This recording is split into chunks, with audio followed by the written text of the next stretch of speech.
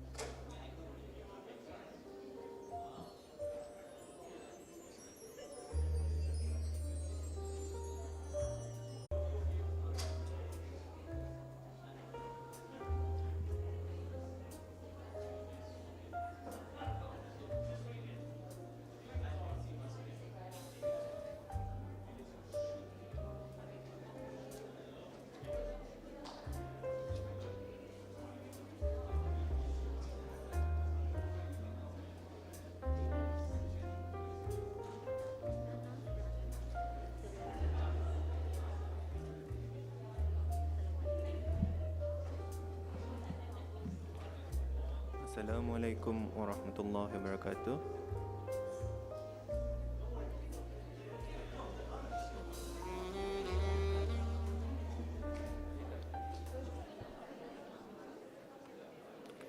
May we have your attention, please?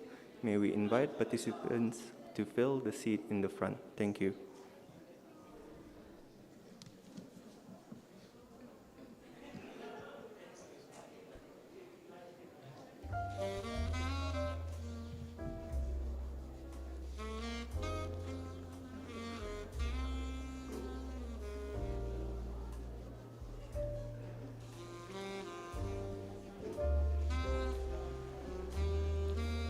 Again, may we kindly invite participants to fill the seats in the front. Thank you.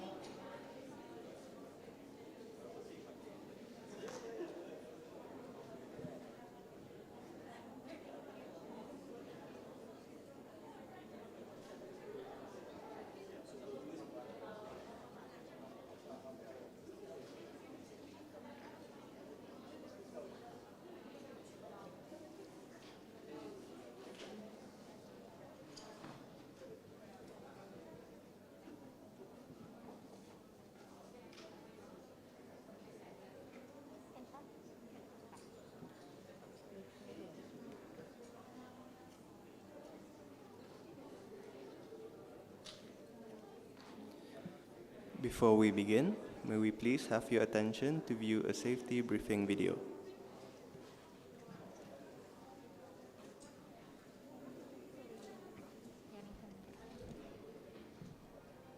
Assalamualaikum dan selamat sejahtera. Dengan sukacita, kami memohon perhatian kepada semua para jemputan pada majlis ini. Ini adalah video prosedur laluan kecemasan ICC. Dimaklumkan bahawa tiada latihan kecemasan akan dilakukan semasa majlis ini.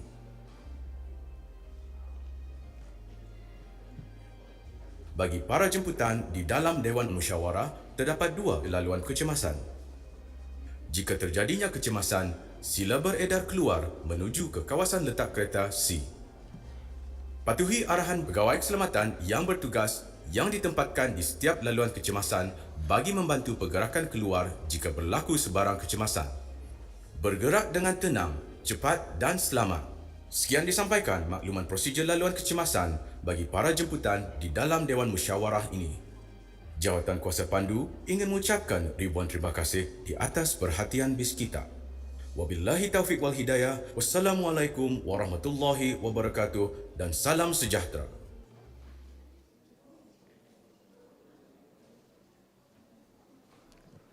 Bismillahirrahmanirrahim.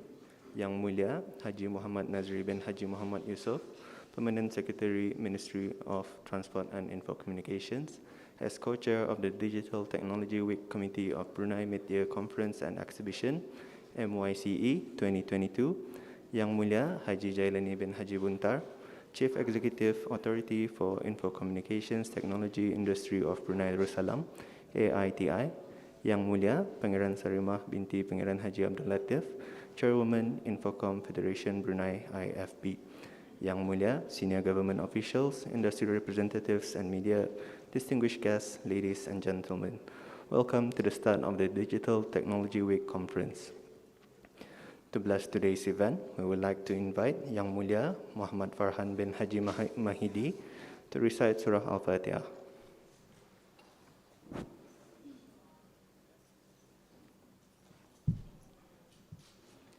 Astaghfirullahalazim, astaghfirullahalazim, astaghfirullahalazim, alladzi la ilaha illa huwal hayyul qayyum wa atubu ilaih. Ila hadratin Nabi Mustafa Rasulullah sallallahu alaihi wasallam wa ila arwahi walidina wa walidikum wa ila arwahil muslimina wal muslimat kafatan 'ammah. Al-Fatiha.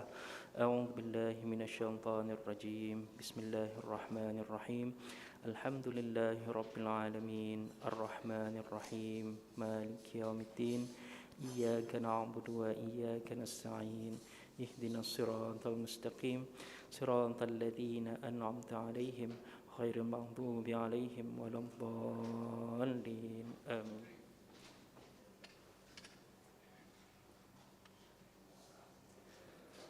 Amin, amin, amin, ya Rabbal Alamin. Now, without further ado, we would like to invite our moderator, Yang Mulia Sheikh Idham Abbas, to kick off today's conference, The Path Towards a Vibrant Digital Ecosystem.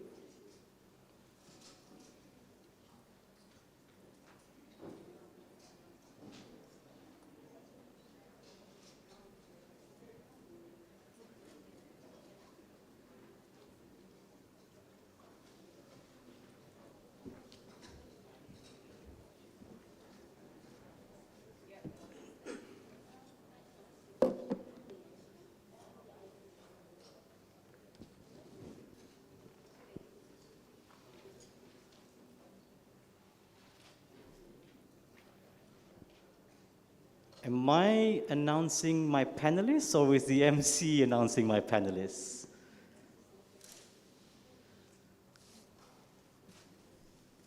You can announce the panel, please. Thank you. Okay, all right.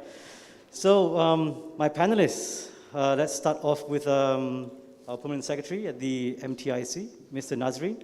Can I get you on stage?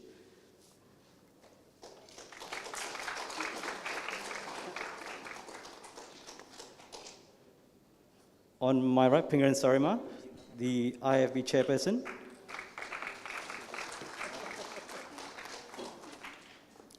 And the lady behind EBA, Ikubumi Architect, Yanti.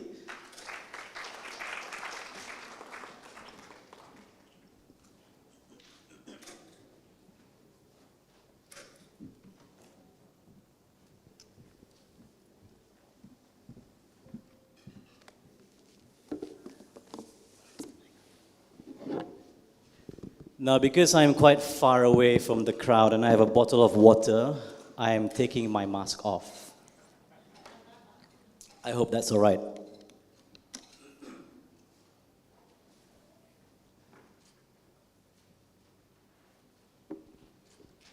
So obviously this session was to start initially at 9:45 and at 10:30, but we thank you all for still attending today's session. So the overall theme of this year's MYCE for Digital Week is towards a transformed new norm. I'll go straight to numbers. I mean, my panelists initially, the backstory of this session for myself was that I wasn't the moderator until 28 hours ago. So they were prepared. So I'm just going to say, in general, I would actually see Brunei as 6.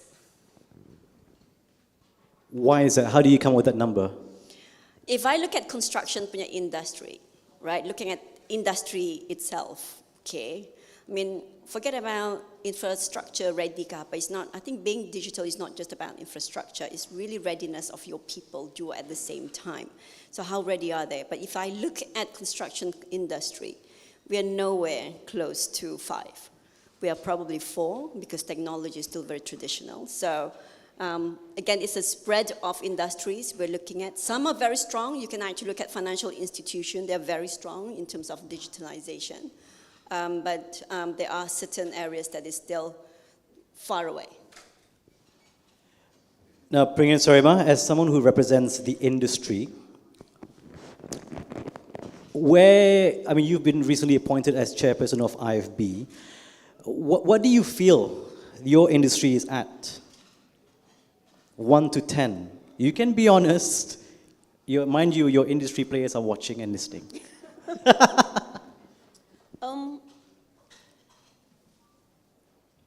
Personally, I feel that a 5. Because for digitalization, for an economy, a digitization economy to spur or to, it does not just only take the government, nor does it only take the industry. It also public plays an important role. The education sector needs to pull up itself, to come up to the stage of even a 4 or a 3. Yeah? Our human resource bar in Brunei, that's the pain here. Being very honest, yeah? And I agree with YB Yanti. We are not very there yet. I mean, yeah, we have got to admit that. We are tech savvy, but how is it measured? We all, Brunei superseded everybody in terms of ownership, in terms of a phone. Is that a sign? Yeah? So that's definitely not enough. I mean, having over 100% mobile phone penetration is not enough to say, yep, we're at 10 in terms of digital readiness. Tuan Nazri, so yourself as, in the government, where do you see, I guess, the whole of nation in terms of 1 to 10? Thank you, I think before I answer that, I want to take this opportunity to thank everyone for being here and also to convey our apologies for the changes, last-minute changes this morning. I hope you understand why those changes took place. Back to your question. It's very difficult to disagree with ladies, so but the ladies are talking about 5 and 6. I'll give it a range, 5 to 7. Men are normally indecisive, so 5 to 7. So why? Before you ask me why, 7 because precisely what was mentioned by Pringan Sarima here. We have a very high ownership of mobile phones. I believe the figure is about 140%, and increasing number of fixed broadband. It's about 70%. 75% to be exact. I think I have the numbers in front of me. And then, if you go anywhere now, even though this is not ideal, people are saying, pay me, transfer to me, online payment. It may not be an ideal cashless payment, but it's there. But the 5 comes in terms of, the services out there. I think we have a number, I've forgotten the number. I believe we have about 200 over services, but not many of the services are what I call A to Z. A to Z means beginning, providing you a service, and then completion of the payment, and after that, delivering the service.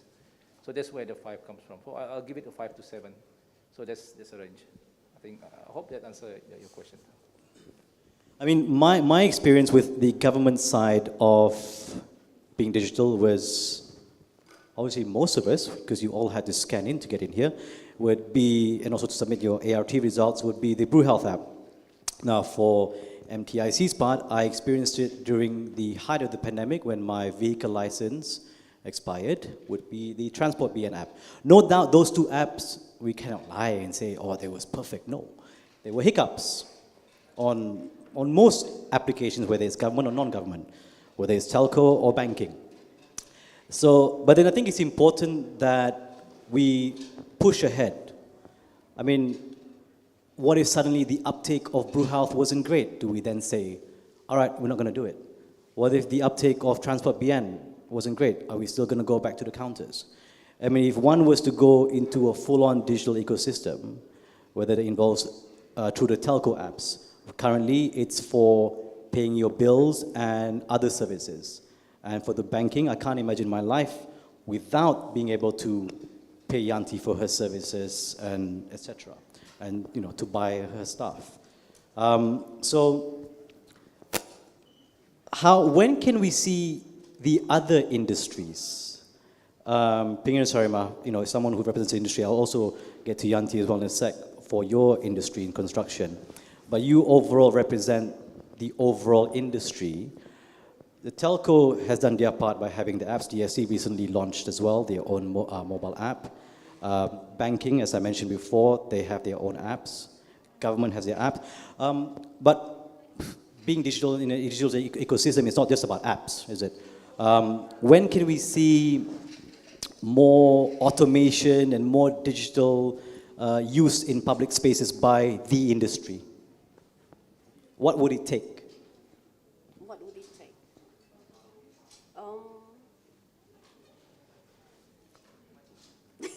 Oh yeah, you can think first. What would it take? Well, if you were to compare ourselves, if you were to look outside of Brunei, how actually this digital economy actually took off, you'd actually see that there's a three-party players in here. It's not just the industry itself. Yeah, it will also require the government together with the industry, and of course you have your end users, the public. Yeah. So if you were to ask me now, if we have, or what will we see in the next going forward? Well, we actually already have your BrewHealth. We have Dynamics on board, working in collaboration. I think also our Transport BN is also with an industry player. So, and the telcos, they are also, industry people. So we are actually not far off, I would say. Well, I'll have to ask you a question here now. What kind of services or app that you want to see from the industry? I mean, not necessarily application. I mean, more, for example, I've been traveling recently. For example, when you go to Changi Airport, you see cleaners almost non-existent in the airport. Then you have this robotics cleaning up the airport, whether it's being actually cleaning or using ultraviolet to, clean up. So how can the industry, not telco, not banking, but overall, the IT industry can have more of a vested interest in it? More of it? Of an interest. How can they monetize? I don't think we are that far. Are we? No, we are not. We're getting there. We'll get there. I am very sure of this because if you see during this COVID, we actually have booking online, things like that. So we're getting there. I can't put my foot down to say by 2025 or 2034, but we are getting there, yeah? Yanti, in your industry, do you see how far behind, how can we take advantage, how can your industry take advantage of technology in the construction industry? Okay, so in the private sector, so I'm actually going to be in the private sector, yeah? There's simple three letters that we look into. So we look at fee, F-E-E. Okay, our private sector is all about money. So it needs to be fast, that's F. Efficient, that's E, and also effective. So business needs to actually move fast. How we think, everything is fast. Data is supposed to be at the end of your fingertips. That is how fast we actually want it. Now, we talked about, I'm only going to cover when it comes to construction industry. We talked about IR 4.0 pre-COVID, sebelum COVID sudah, lama sudah. And if we actually based on a 2015 McKinsey survey globally, construction industry is really at the bottom too. The final one, yang paling last, is actually agriculture. But if you look at where it is now, agriculture and also construction, it has flipped. So why is it that construction is really taking time? Again, cara kita ni membuat bangunan is still very traditional. We don't actually use much of automation or robotics, these kind of things. But it's not just about, in the construction industry, again, 13% of, in 2020, the survey, 13% of the world global GDP comes from the construction industry, 13%. And where are we in Brunei in terms of really picking this one up? Singapore has gone through BIM, which is the Building Information Modeling, more than 20 years ago. But in order for us to actually do this, it has to be integrated. It cannot take one to tango. It needs to have all the team in the construction industry, whether you are architects, M&E, CNS, contractors, other specialists, to be using the same data or putting the data in. That's the reason why in the construction now, we don't look at 3D, we look at 4D and 5D. 3D is where you come up with your design. 4D is when you actually start to put your scheduling in, every single thing. 5D is where the cost actually comes in. So in order for you to actually get a lot of things being constructed, within time, within the cost, save money, all those kind of things, we have to put our mind in the 5D. And we are no way close. Because even though we actually look at architects doing a lot of things in 3D, we might not get the rest of the team to be in par with us. So that's where we are really quite far away. We've been actually doing AutoCAD. Yes, AutoCAD is the tools. Used to be, everything is pakai tangan kan. It has moved. Yeah, but then it doesn't actually have moved that far yet. So if you actually talk about paperless in construction at site, there's no way that people still are practicing paperless. But if you look at other countries, they don't even want to bring papers anymore. They use QR code because they have the latest drawings di sana tu. Pakai se QR code, you actually refer your drawings or when you actually do inspection based on that, so that everybody decide will actually have access to the same drawings where it's being controlled. So that's one thing. But to actually have everybody align to this actually approach, to this kind of approach, we'll actually get everyone to be in the same scenario. All right, so you've identified your pain points in that over here, we're still used to going full on paper. So, Tuan Nazri, I want to get to you on this one. Like in the oil and gas industry, it's mandatory for them to abide by, having, when they're going into a tender, into a project, for example, they have to have their HAC rules in place and what have you. What kind of policies can the government play in ensuring in the industry that Yanti is in this case construction, that they allocate a budget that the approach for a certain project over, I don't know, 10 million, $100 million, for example, would there be policies in the future to ensure that the contractors utilize technology as best as they can? Can you share us your plans? Okay, thank you. Can I comment on what Yanti has said earlier first? I think about, she mentioned about fee, fast, effective, and efficient. I think that's a very good point where we need to get the basic right. I think take a few steps back, I suppose. I think learn over the years. We were talking earlier about, there is a generation gap between from where am I? Left to right. Yeah, I seem to be the oldest one. I seem to be the only one who remembers that we still use the 5-inch floppies for our programming. That was way back in, I don't know, early 90s, I suppose. We were talking about machines such as Amstrad machines. So I think let's get the fundamental right. I think from pre-2000 and 2000 onwards, we've had a lot of development in terms of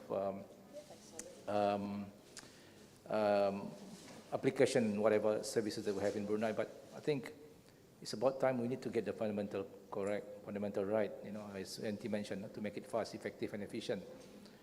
In my opinion, I think this is reflected also in the Digital Economy Master Plan. Get 3 things right. First and foremost, get digital ID right, because that's where your KYC comes in any transaction. Get the payment hub right. So that make it efficient. Not just efficient, but make it affordable for everyone to do transaction. And then, going back to data, get the architecture of data right, meaning everybody have access to data. Everybody share data. And in technology such as, I'm not an IT person, so I was told blockchain is supposed to be able to address this. But data sharing is important. So get your National Information Hub or public data right. I think, coming back, what was your question again, Ham? I've totally forgotten now about it. I say, what are you ensuring? I mean, would you have in future policies to support, in this case, Yanti's industry, to ensure that when they go into projects, you must have a budget allocated to become more adoption of technology? Okay, thank you, Ham. Thank you for reminding me. I think let's go back to the Digital Economy Master Plan again. The fundamentals of it is what we call Digital Transformation Plan. Every sector must have their own transformation plan. So in it, they must have a vision of what the sector is going to be. So after that, they need to address things like innovation, productivity, export manpower, that sort of thing. So in it, they need to identify all the necessary action plans, including what you're talking here, the incentives, what sort of feature if you're moving on into a project, for example. I think we had a very interesting discussion a few days ago with the minister about, what a system should have. Gone are the days where, we are now in times where AI is a must in a system. AI is a must in this system. So there's sort of, understanding, you can call it policy that, a minimum standards that a system must have is AI. Things like that should be in place so that the industry knows where we are heading. So to me, I want the industry to know what we plan to do, what we want to do, so that they can plan it. As I mentioned last year, I think last year in the same forum, I think the driver is the industry. The industry should be the key player to take up, all these opportunities. I think, so that sort of, if you can call it policy, letting the private sector know that, that we have this plan, please take this opportunity. The government will just facilitate them. Your three flagship projects are namely the National Information Hub, the Digital Identity, and Digital Payment. Now we'll get into that later. But you mentioned a point where I'm curious, I'm sure the audience are as well. You said the industry needs to take the lead. What do you mean? I mean, give us an example. Okay, I'll share. For example, a telco industry, they have taken the lead. They have, they made it life easier now by having people to subscribe to new services and also paying their bills. Banking, we mentioned before. But when you mean the industry, can you elaborate more on that? They need to take the lead. I want to know more. Okay.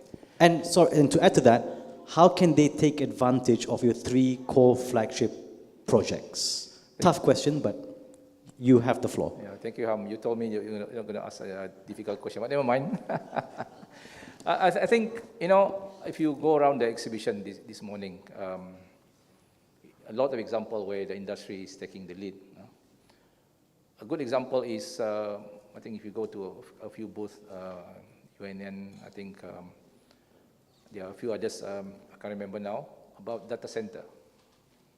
One of the issues about cloud, again, I must qualify myself, I'm not an IT guy. So one of the issues about cloud is actually security, where it resides. So a solution that was proposed was to have it, reside in Brunei. So you could see in the exhibition just now, people having a data center in Brunei. So that will solve. So it's where an example where the government says, okay, you can have your cloud policy, but you must have the data center residing in Brunei. So that's one solution.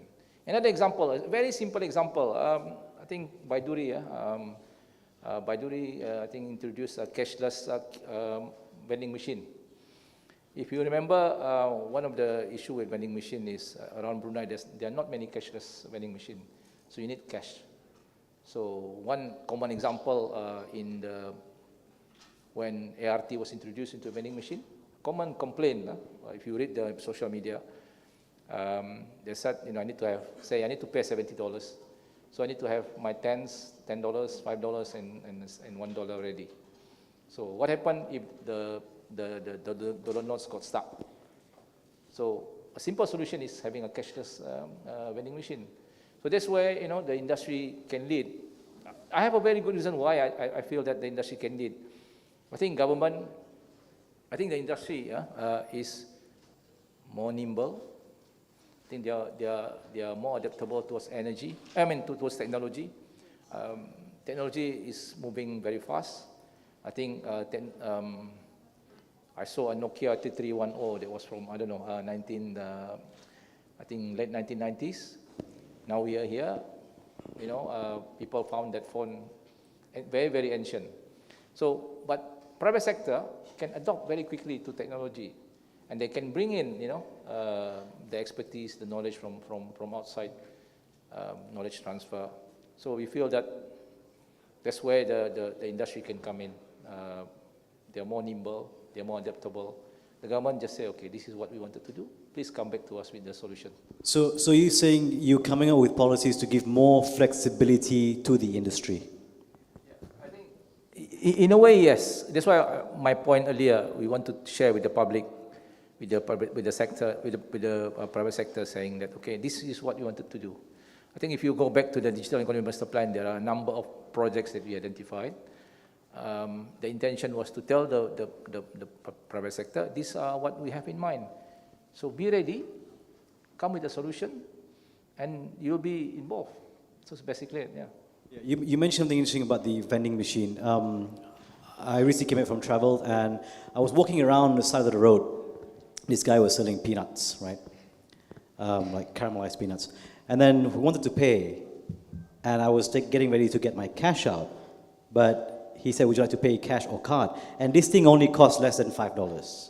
And they were already ready with their card machine. So on an industry standpoint, Pingan Sarima, how far along are we? I mean, in terms of use of technology where your convenience stores and other stores, instead of doing, bank transfer is not as safe, you have quick pay and other forms of payment, but when can you see suddenly card terminals being made readily available. How can that become more of the norm? Like, yeah, right now someone probably who wants to sell something right now here has a card terminal. When can we see that? Well, I believe we actually already now are starting. Okay, there's one down the road along my house where actually I'm actually paying, it's a kadai runcit, where I'm actually using my card to pay for my grocery. So very soon, inshallah, maybe this will actually replicate at other convenience stores. But you see, you travel, I travel too. We like to see if we can di kedai tamu, if we can just use a scan QR code and pay. I think, inshallah, maybe we'll see that soon too. That would be called the cashless society. Yeah, Yanti, what do you think? What's holding back your industry and I think overall in terms of adopting technology? What do you feel is lacking? Mindset is one thing, Pulanga. Not everybody is really ready to really move. What I did, especially during masa COVID time, when banyak, everybody's like working from home, because of the quarantine, red code and stuff like that.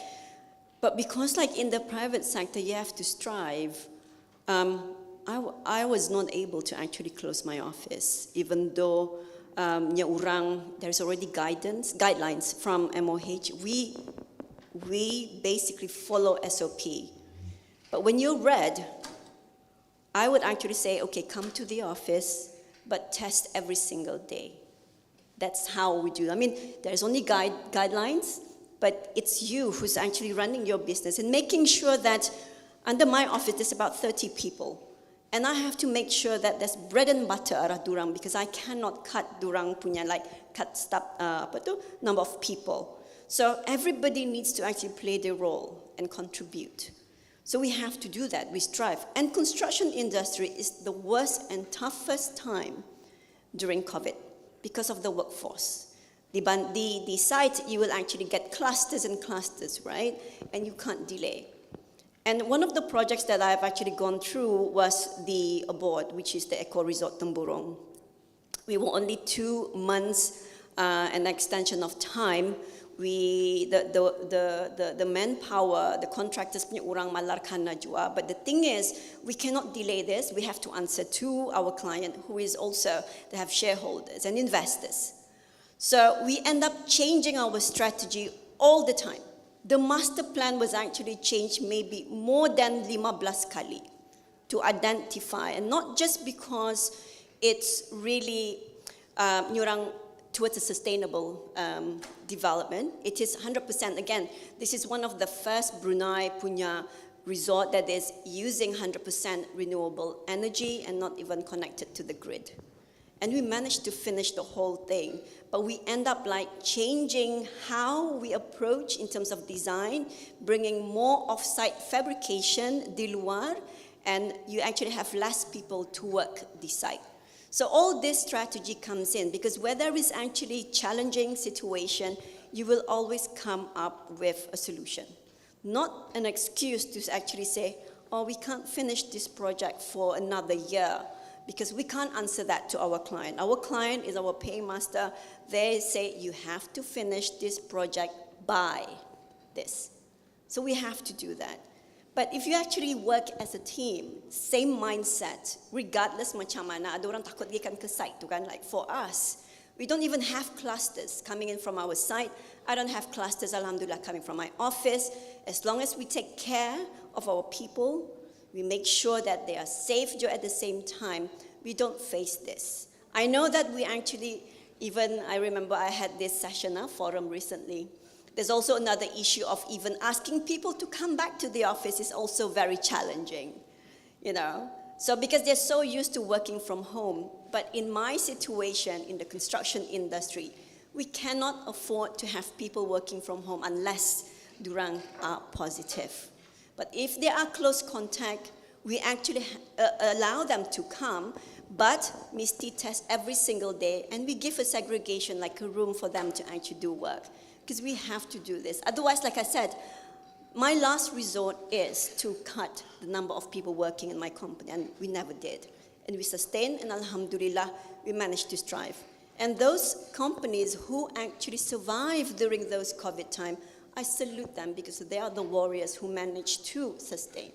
So digitalization is just one step to make sure that we should take advantage of certain things. One is to look at the safety of our people working this site Kahapa, but also looking at how digitalization can boost productivity. So that's all I can actually share for now. Nazri, what are you doing to ensure that this whole digital ecosystem that you have, these 3 core flagship projects, right?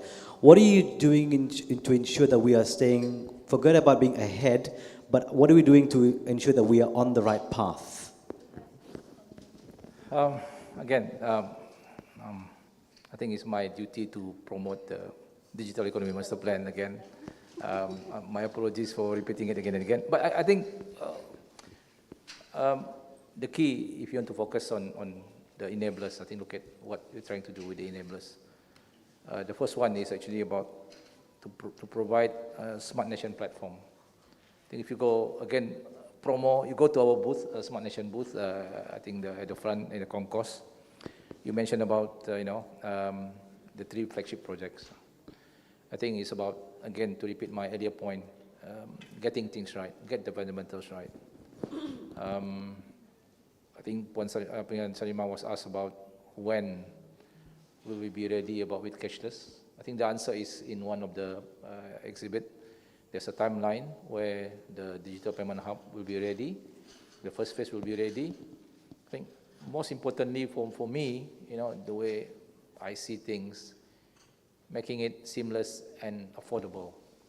When we talk about very affordable transaction, again, I'm not a financial guy. The rates we were talking about currently, the merchant bank rate is about 4 to 5%. I think Tuan Radin knows about this, 4 to 5%. I think the merchant bank rate. I think any other payment transaction costs about the same. I think the lowest is quick pay. It's about just about just below about 2%. But for MSMEs, those are very high figures. So we need to look at lowering it, making it more affordable. More affordable. That's why people like online transfer is basically zero transaction cost for what seems to be zero transaction cost. But it's not seamless. You cannot do it between banks. Fortunately, during COVID, yes, it's free. But I think now it's moving on from COVID. It's not free. So we have to make things affordable. So again, the Smart Nation platform must be there, so that we can have we can jump. It's no longer about walking. If you walk, then you'll be left behind. We find the right balance between jumping and also not leaving others behind. So we need to have, I think, get the fundamentals right. That's why, for me personally, these 3 projects are very, very important, so that everyone can benefit from it. Not just the government, but including the private sector, which you can utilize it. Digital ID, it will solve the problem of everyone having their own ID.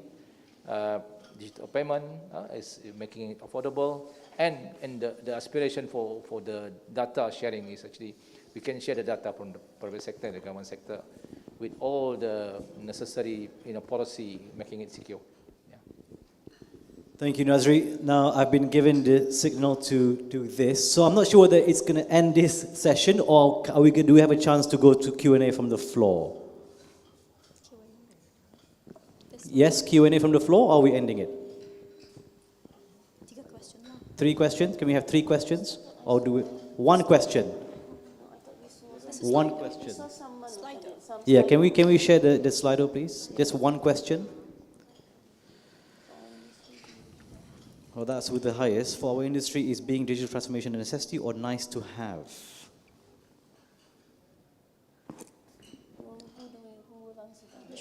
Number 1.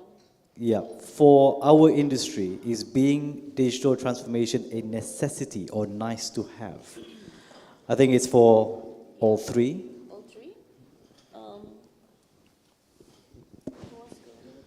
Okay, if I can anyone actually, can answer if I that? can Yep. actually just touch on this. Definitely not the nice to have. If you actually look at in the ASEAN region, how much our neighboring countries are really moving so fast. Our GDP among the ASEAN member state countries are the lowest. So I think we should make sure that we are not left behind. So it is a necessity. We really have to keep on pushing. You know, the CLMV countries, especially Vietnam, they are really pushing this on technology way so fast than you can ever imagine. Next year, Indonesia is chairing. They are so way aggressive when it comes to technology. So we should not see it as a nice to have. We cannot be ketinggalan among the ASEAN member state countries. We have to move further. Okay, I'd like to add on to that. It's either we embrace it today, or we will be a sinking, we don't want to be a sinking economy. Look at how everybody is actually moving so fast forward. Elon Musk flew to the moon. That's one. We have, we have Dubai now. The drone that transport human, yeah? And if you were to look even not too far away, just our neighbor Singapore, Brunei, my beautiful and beloved Brunei, was at number 1 in ASEAN, in terms of our GDP, in terms of, but let's not be, like I said, the sinking ship, the sinking economy. Brunei have led in many ways, up in terms of leadership, where technology is concerned. We started a lot of things, but there's no follow through. I think Yan, continue with what YB Yanti just said just now. Let's embrace this. By the way, digital economy is here. Stop angan-angan. We cannot go backward. We just have to go forward. Yeah? And technologies today are they're easy to use. Okay? Even my father-in-law knows how to use a FaceTime with his grandson, 84 years old. So it's not tough. And ICT is just an enabler. Yeah? AI is here, blockchain is here. Just last year, if anybody is a Korean drama, Korean, BTS and all that, there's this guy who passed away, and last year they celebrated his anniversary. They literally brought him in a holographic form to join his team to sing for the mother and the wife. So nothing is impossible. Yeah, please go embrace this. Yeah, please. Tuan Nazri, final word from you. Very interesting question. I think you can debate it all night long, but in my opinion, it's a necessity. It's a question of survival. I think the last 2 years of COVID has shown us, why we need to transform digitally. Why? Everybody was clamoring for online platform. You see a huge jump of people doing cashless transaction. So what does that say? You need it to survive. Who would have thought way back in 2019, working from home is something that can be done. So, but what made that possible? We transform ourselves into doing things. So that's, we need to transform digitally. The industry needs to transform, need to keep up. If not, we will be left behind. So for me, it's necessity because it's fundamental. It's survival. So I think that hopefully the last 2 years has shown that we need to do this. Yeah. All right, ladies and gentlemen, thank you for listening, and we're on to our next session. Thank you very much.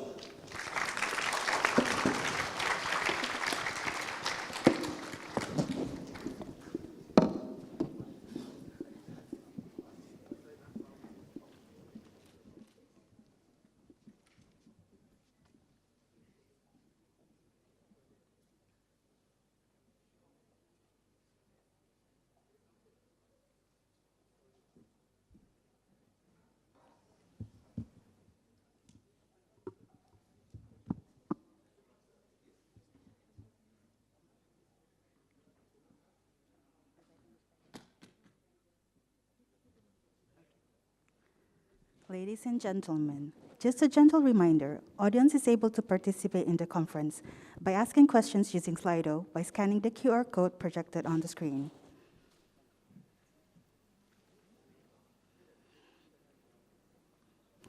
The next topic is the experience economy. And for that, we would like to invite Yang Mulia, Awang Radin Sufri bin Radin Basyuni, CEO of DataStream Digital DST.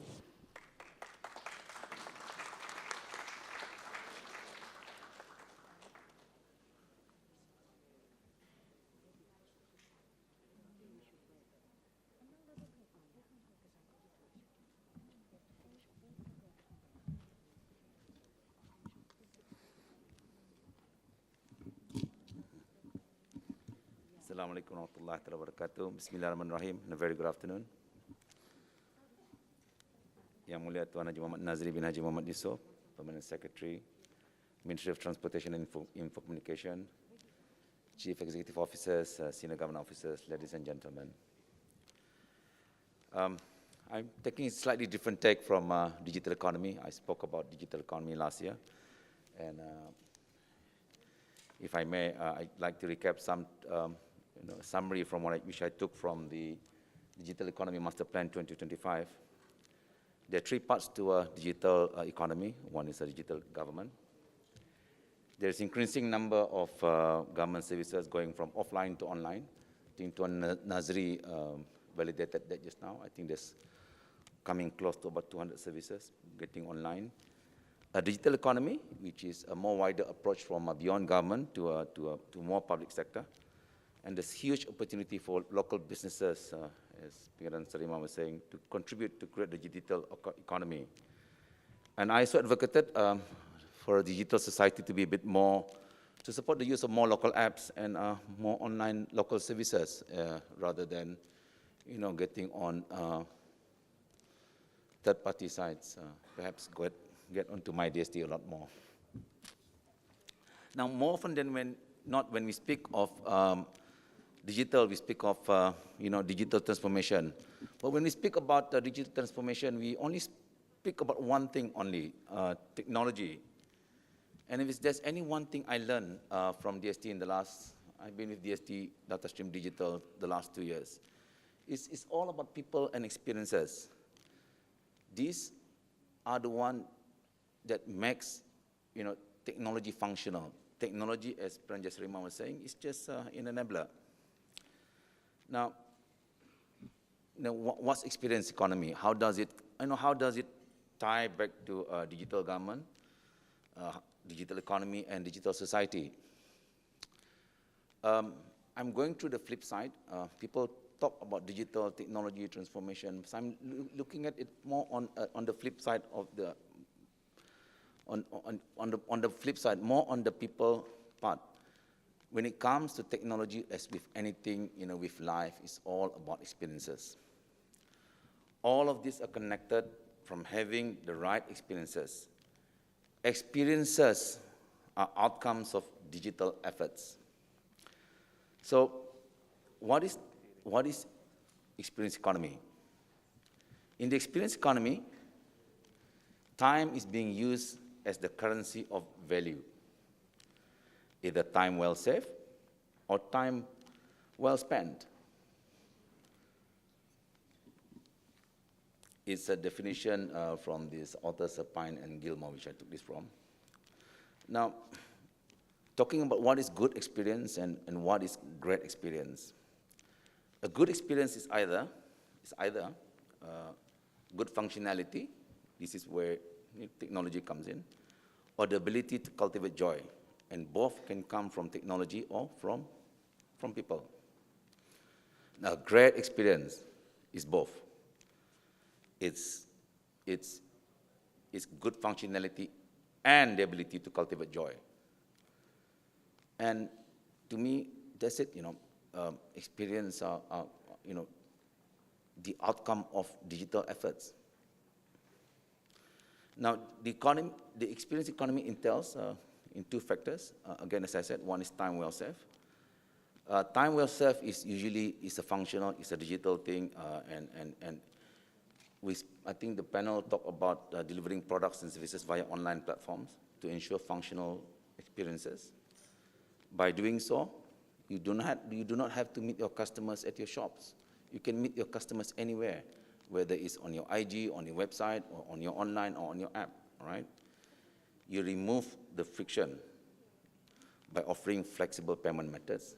Again, there's one experience I think the panel were deliberating that is lacking, and also the delivery part, delivering products straight to your customers' doorsteps.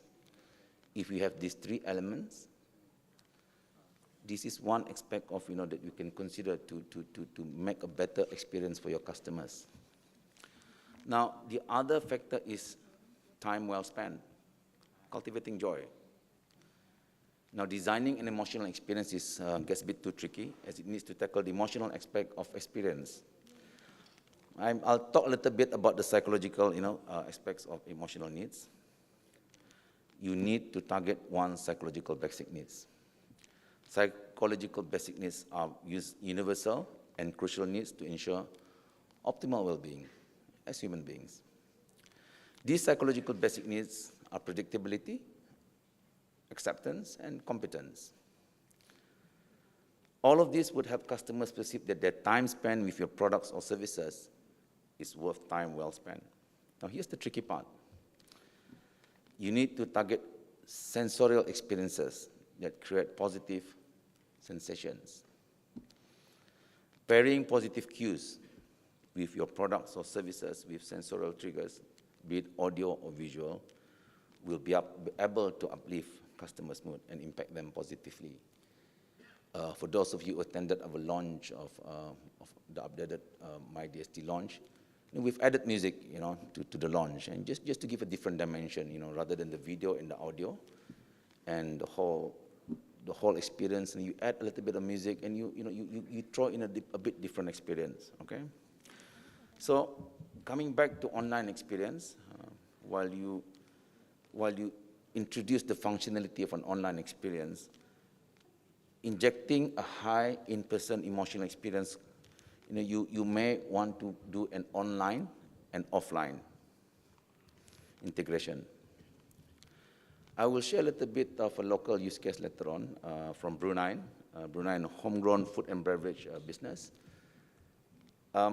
They call themselves F&B, but are they F&B? And we shall see later on.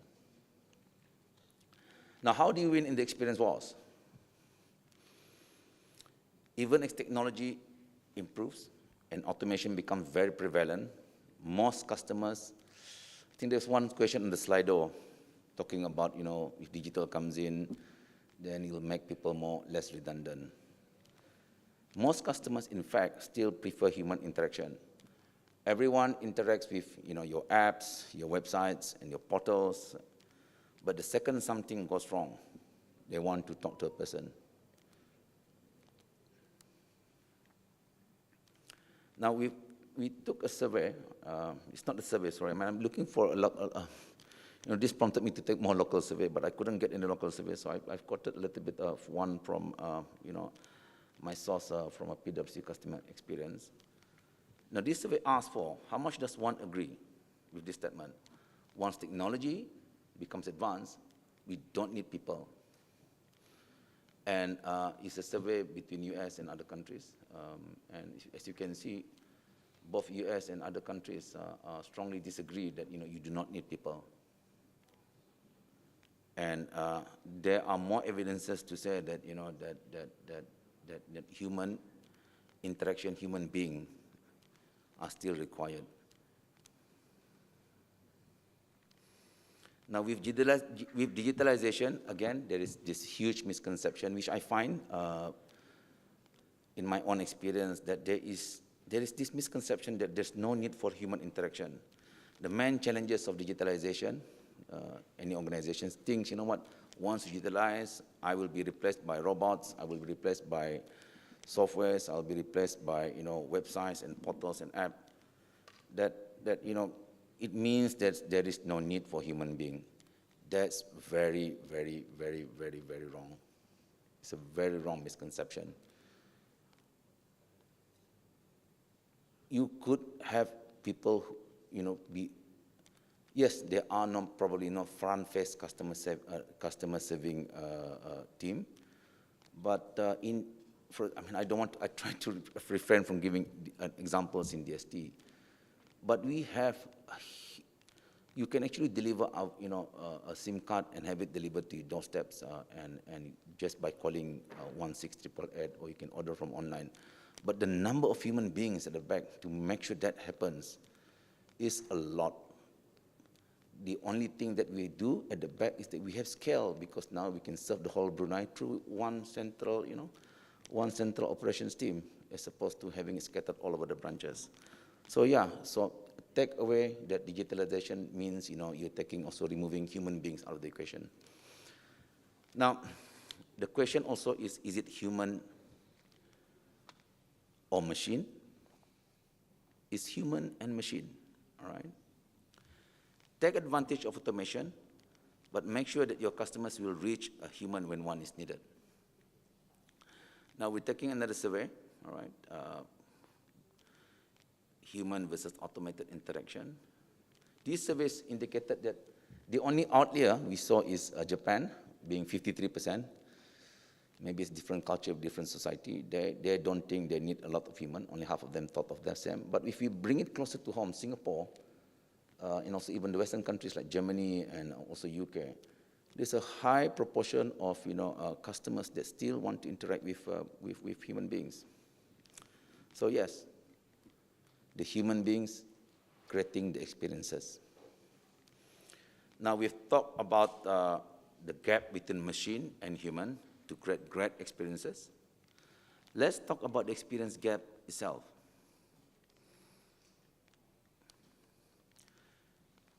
The experience gap leaves a sweet spot opportunity for every one of us here to explore. Yes, for sure, price and quality remain the top of mind for customers when they make buying decisions. But on the emotional aspect, when customers think that their interactions are negative and they have a very bad experience, it will greatly influence their purchasing decisions. And price and quality is just one of those factors. Imagine going to a shop and you being ignored, and you try, do you really want to give your money or not to the shop? That's where the part, just a simple demo about, what cultivating joy. You want to spend money, you want to enjoy spending your money. Now, there's also, this is a survey again from the same source, PwC, that identified the experience and expectation gaps, from industries, and it varies anything between airlines to media. Healthcare is one area, I think, there's a big gap between expectation and also importance. And banking and also restaurants. Surprisingly, not so much pressure on telcos. Telcos is about 64%. Not so much expectation compared to health and banking and also restaurants. Now, the gap is clear when you look at what customers expect versus the satisfaction they're actually getting. If we can close this gap, that is the sweet spot, where technology complements the human element of customer experience. You would have achieved a great customer experience. Recognize also areas of improvement, okay?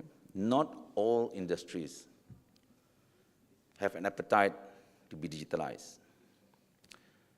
Again, similar survey. You will see that, again, if you look here, again, scheduling a doctor's appointment, booking a hotel, are very much demanded, I'll just take all countries now and I'll ignore a little bit of Colombia and US. These are the most desired to be services that customers wish to be more digitalized. Solving mobile problems is a little bit more midway. and all countries not necessarily, and this is probably true because not all our customers, not all our customers wants to have their problems solved by technology. They would want to go to the branches, so call our 151. So it's a fairly sad statement, 64%, because I think there's a middle ground between customers who call 151 or go to the app or go to the branches. So not all services want to be digitized. Look at what industries you are in and see whether you really want to take advantage of digitalization to find that sweet spot for you. Now, my next discussion, now we've gone to what is experience economy, what are the gaps, and next is about meeting your customers where they are. All right, these are channels that can lead to good experience. Channels are twofold. One is multi-channel and also omni-channel. I'll use DST as an illustration. Okay. Multi-channels are like DST. We have our app, My DST. We have our website. You can generally shop on our dstcom.com.bn, but you can order services on our ordernow.dstcom.bn. You can interact to us via our email. You can call WhatsApp on at 616-888. You can call us for your complaints 151, for ordering of services 16888. You can reach us, or we can reach you also on social media. And we have USSD, we can buy top-ups. And we also have our branches and our dealers.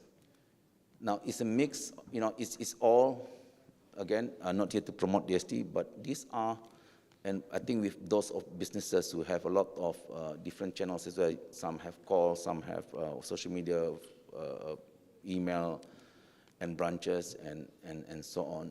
So these are multi-channel. This is just to demonstrate that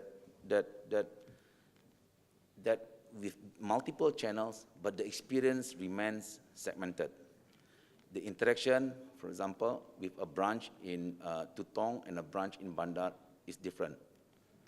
I went to an electrical shop. I was quite happy. They were checking inventory.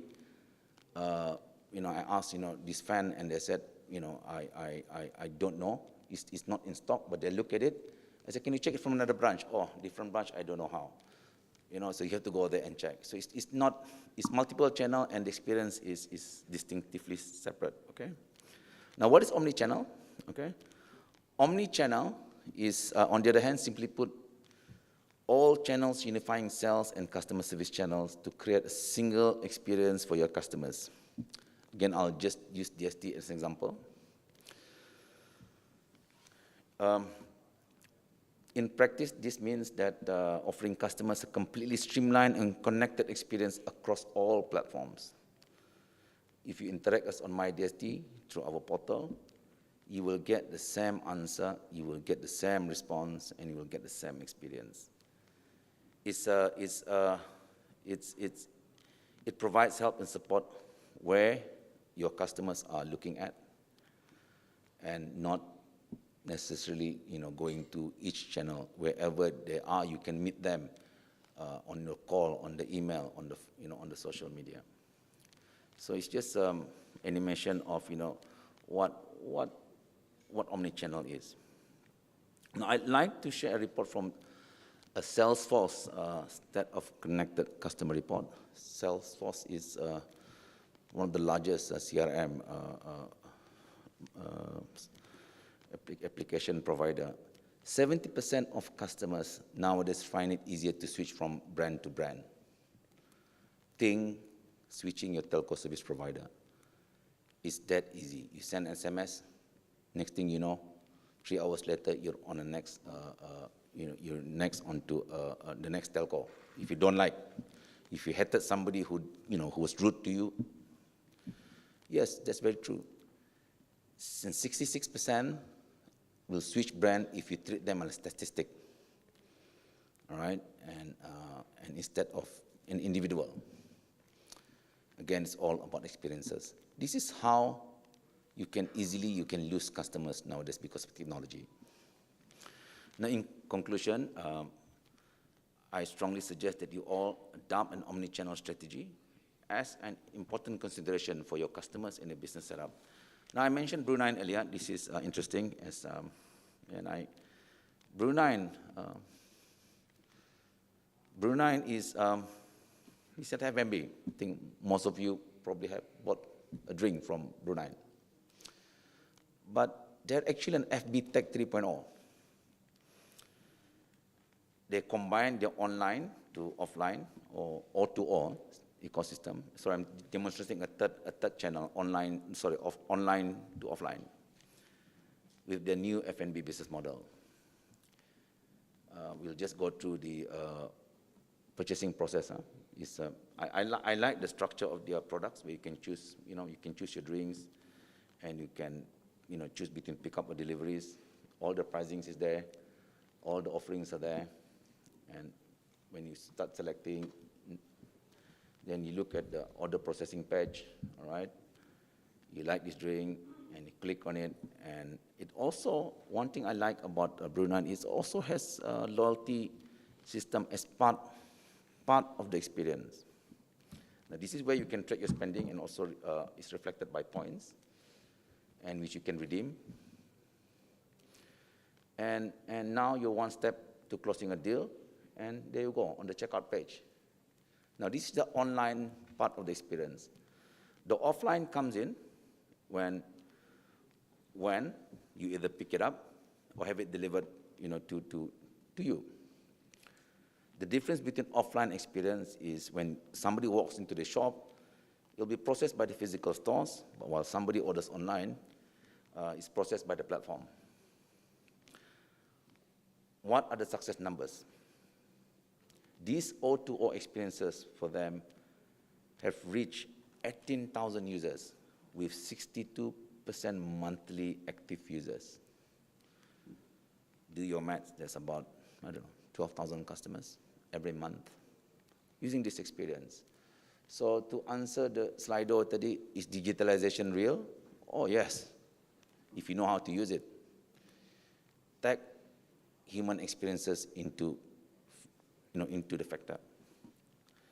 Now, this is the Brunei experience of O2O ecosystem. Data, digital experience, delivery, centralized dispatch center, and F&B innovation. And you would think they are just a drink company. Yes, I buy my muskmelon drink a lot. But for most of us, it's just muskmelon and a lychee drink, yeah? But they're not just in the business of F&B. They are actually, they call themselves a technology data company. 18,000 users. Okay. I would like to thank Mr. Nicky Wong, founder Brunei, for sharing this information. According to him, he will never share this to anyone, and I greatly thank him if he's in the audience today. Okay. Now, let's take a quick quiz if you don't mind. I'm not too sure how much time I have. I'd just like to understand, from the floor, from the audience, what do you think that drives customers away? Can we take a quick poll and please give your answers?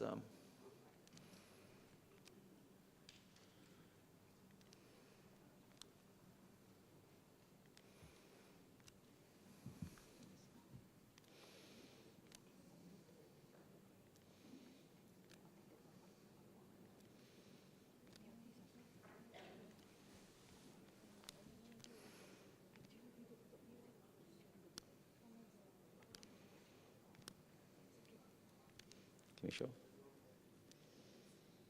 Oh, interesting. Product not always available. Is the story of the friend I want to buy. Product always not available. It shows that demand is there. Oh, bad employee attitudes, all right? Product not always available.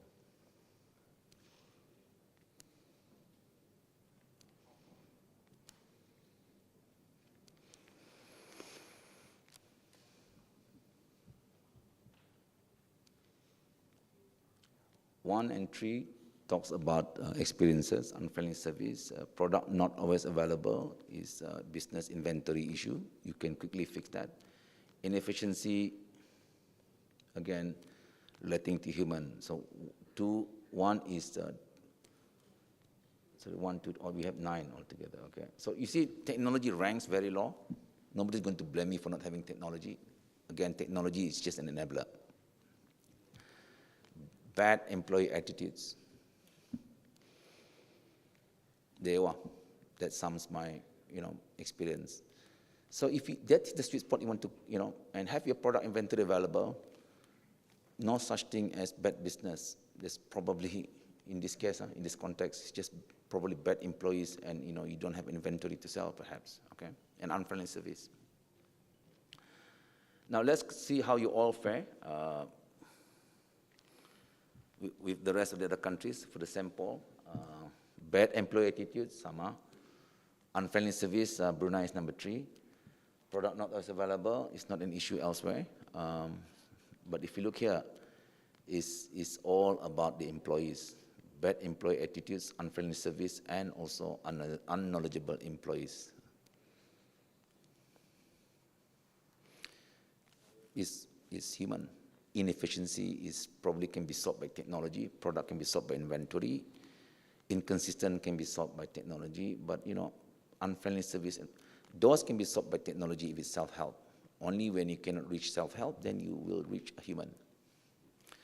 Okay, now, so what's so real about this, the economic aspect of experience economy?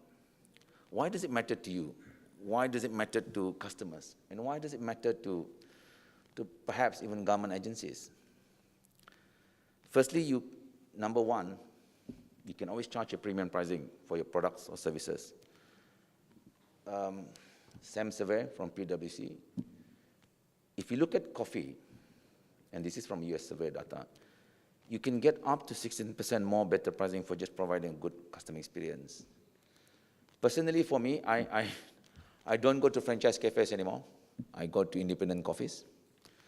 And you get, you chat a little bit with the barista, you talk about what beans is coming, and, single origin, and you have this experience, right? So that's why I think it gives rise to the success of independent coffee. And they don't mind paying a premium. I mean, it's evident. One cup is $5, sometimes $5.50. You ask for alternative milk, soy latte, it's another $1. You'll pay for it. Okay. Now, from the survey also shows that other industries can also see a potential price premium. Unfortunately, for again mobile phone plans, the survey shows that you can only charge 8%, for a better customer experience. Now, I'd like to share a car industry example, and I'd like to quote this UBS Evidence Lab survey that suggests a strong willingness for customers to buy their cars online, especially among younger generations. The most common reason cited for buying a car online is 54%, and while just to look at the options, and 47% wants to buy it out of convenience. Again, I was looking for Brunei data. Maybe anybody want to collaborate with DST to look at, to do some, survey on the surveys I've been displaying just now. Is I was looking other than Brunei. I managed to get data from Porsche Brunei, right? That Porsche Brunei objective was to create, not to create the car, to create an online product, okay, not cars, and a pricing portal, so they can be more transparent on what car you're buying and what car you are building. It's a unique buying experience where customers can build their own vehicle, and it just flow through. Now, Porsche.com.vn was introduced in 2019, and the pricing was only available in April 2020. Their strategy paid off and recorded an impressive year-on-year sales growth of about 38% from 2019 to 2020, and continued the following year in 2021 by a record 44%. I think the only thing missing here, if you can get a checkout function with, loan repayment schemes with better interest rate, with longer repayment periods, perhaps, it'll go higher. But it just shows you, same car, still premium, still high-end. By putting them online, they've just achieved growth. Now, you could do with, less high-end products. You could be selling a fan and have it online. and you could probably see, the same or if not better growth. This one I'd like to credit Mr. Lahiru De Silva. He's the GM for Porsche Brunei for sharing this information. Very kind of him, all right? Now, I'd like to share, somewhat not related, a success story of another online car sales portal. This is very recent, hence why I'm quoting this. It's a consortium led by Toyota. They bought over SG Carmart. It's just a portal, it's a website, and they bought it for $150 million from Singapore Press Holdings. And I think SPH bought it for about 50 million. 100 million, increase in valuation, just by growing the transactions that goes through the car portal. All right, so again, that was the second part of the economy in experience economy. The third part, that was, to summarize, it was increasing in revenue. And the third part is impact to real estate. As you probably experience yourself, online purchases are mainly attributable to clothing. Okay, this is a UK survey. The food deliveries, and also electronics. If you are in the real estate business of this, you cannot compete with online retailers. In the UK, where this survey is taken, it has taken on the physical retailers. And e-commerce have resulted the closure of UK's some largest department store, BHS, Debenhams, Beals, and House of Fraser. And from 2016 to 2021, the UK has recorded about 388 department stores all over UK closed down because of the impact to real estate. Now, in Brunei, on the positive side, I noted that there are online sellers that have moved from online to occupy real estate. If you recall, these are potential multi-channel, omni-channel, online to offline models. Now, if more online sellers gets into the physical realm, this would give a positive impact to the Brunei real estate. I was going to get a quote, but she couldn't make it on time. Porto Arabia started selling online. They sell abayas, and they've just moved into a store. There's a lot of online sellers as well. I don't have the time to do a survey, and there's a lot more examples that has gone from online. And if more of this tends to happen, then you probably have a very positive impact to Brunei's real estate. Now, I want to focus experience, which is the outcome, again, as I say, of people, process, and technology. Remember, it's the people who demand and create the experience. The customers generate the revenue, but the employees are the ones driving the experience. Reduce the friction for customers and empower your employees to bring higher level of customer satisfaction.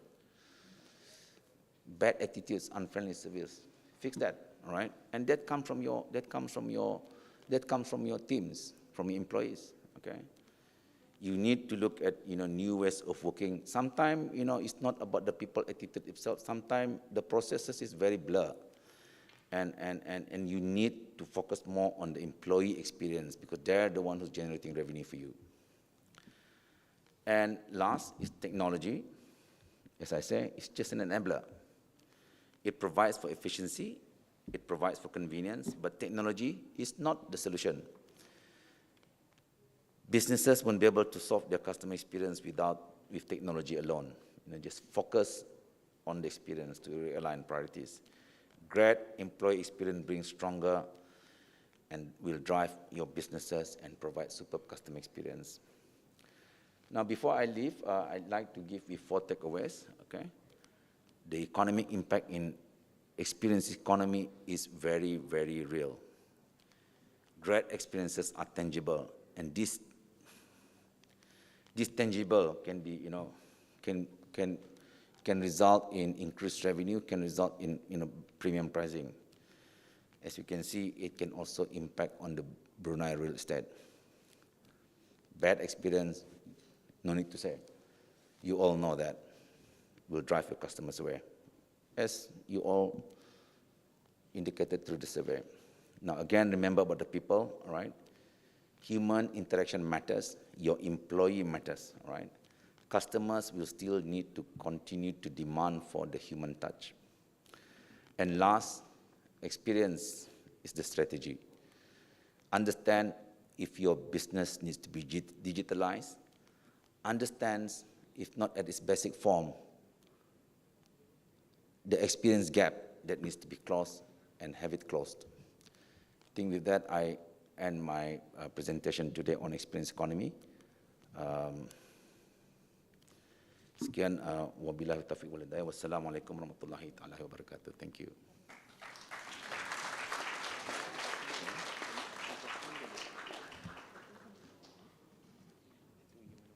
Do I stay or do I take some questions?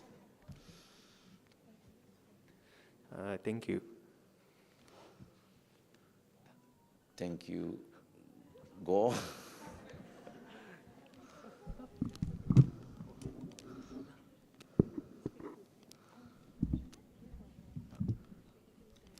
Thank you, Mr. Radin. Oh, okay. You're very welcome. Thank you. All right. Okay. I get the message. All right.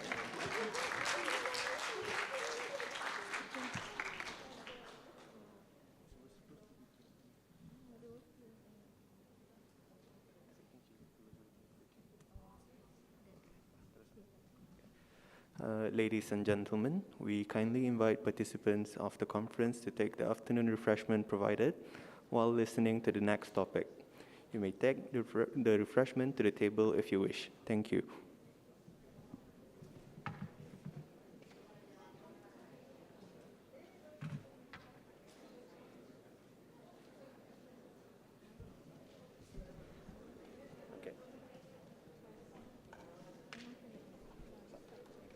For our next topic, we'll be listening on the topic Brunei Darussalam Cyber Threat Landscape. May we invite Yang Mulia Awang Haji Mas Zuraimi bin Haji Abdul Hamid, Head of BRUCED and Cyber Watch Center of Cyber Security Brunei, to deliver his presentation.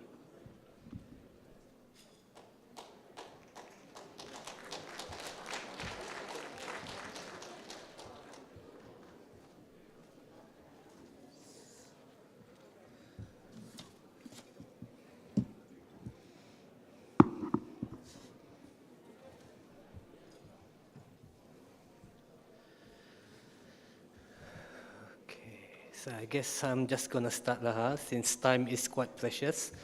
Bismillahirrahmanirrahim. Assalamualaikum warahmatullahi wabarakatuh. Good afternoon, distinguished guests, ladies and gentlemen. My name is Haji Mas Zuraimi Abdul Hamid, and I'm the head for Brunei Computer Emergency Response Team, as well as the Cyber Watch Center, which is the two core services for Cyber Security Brunei.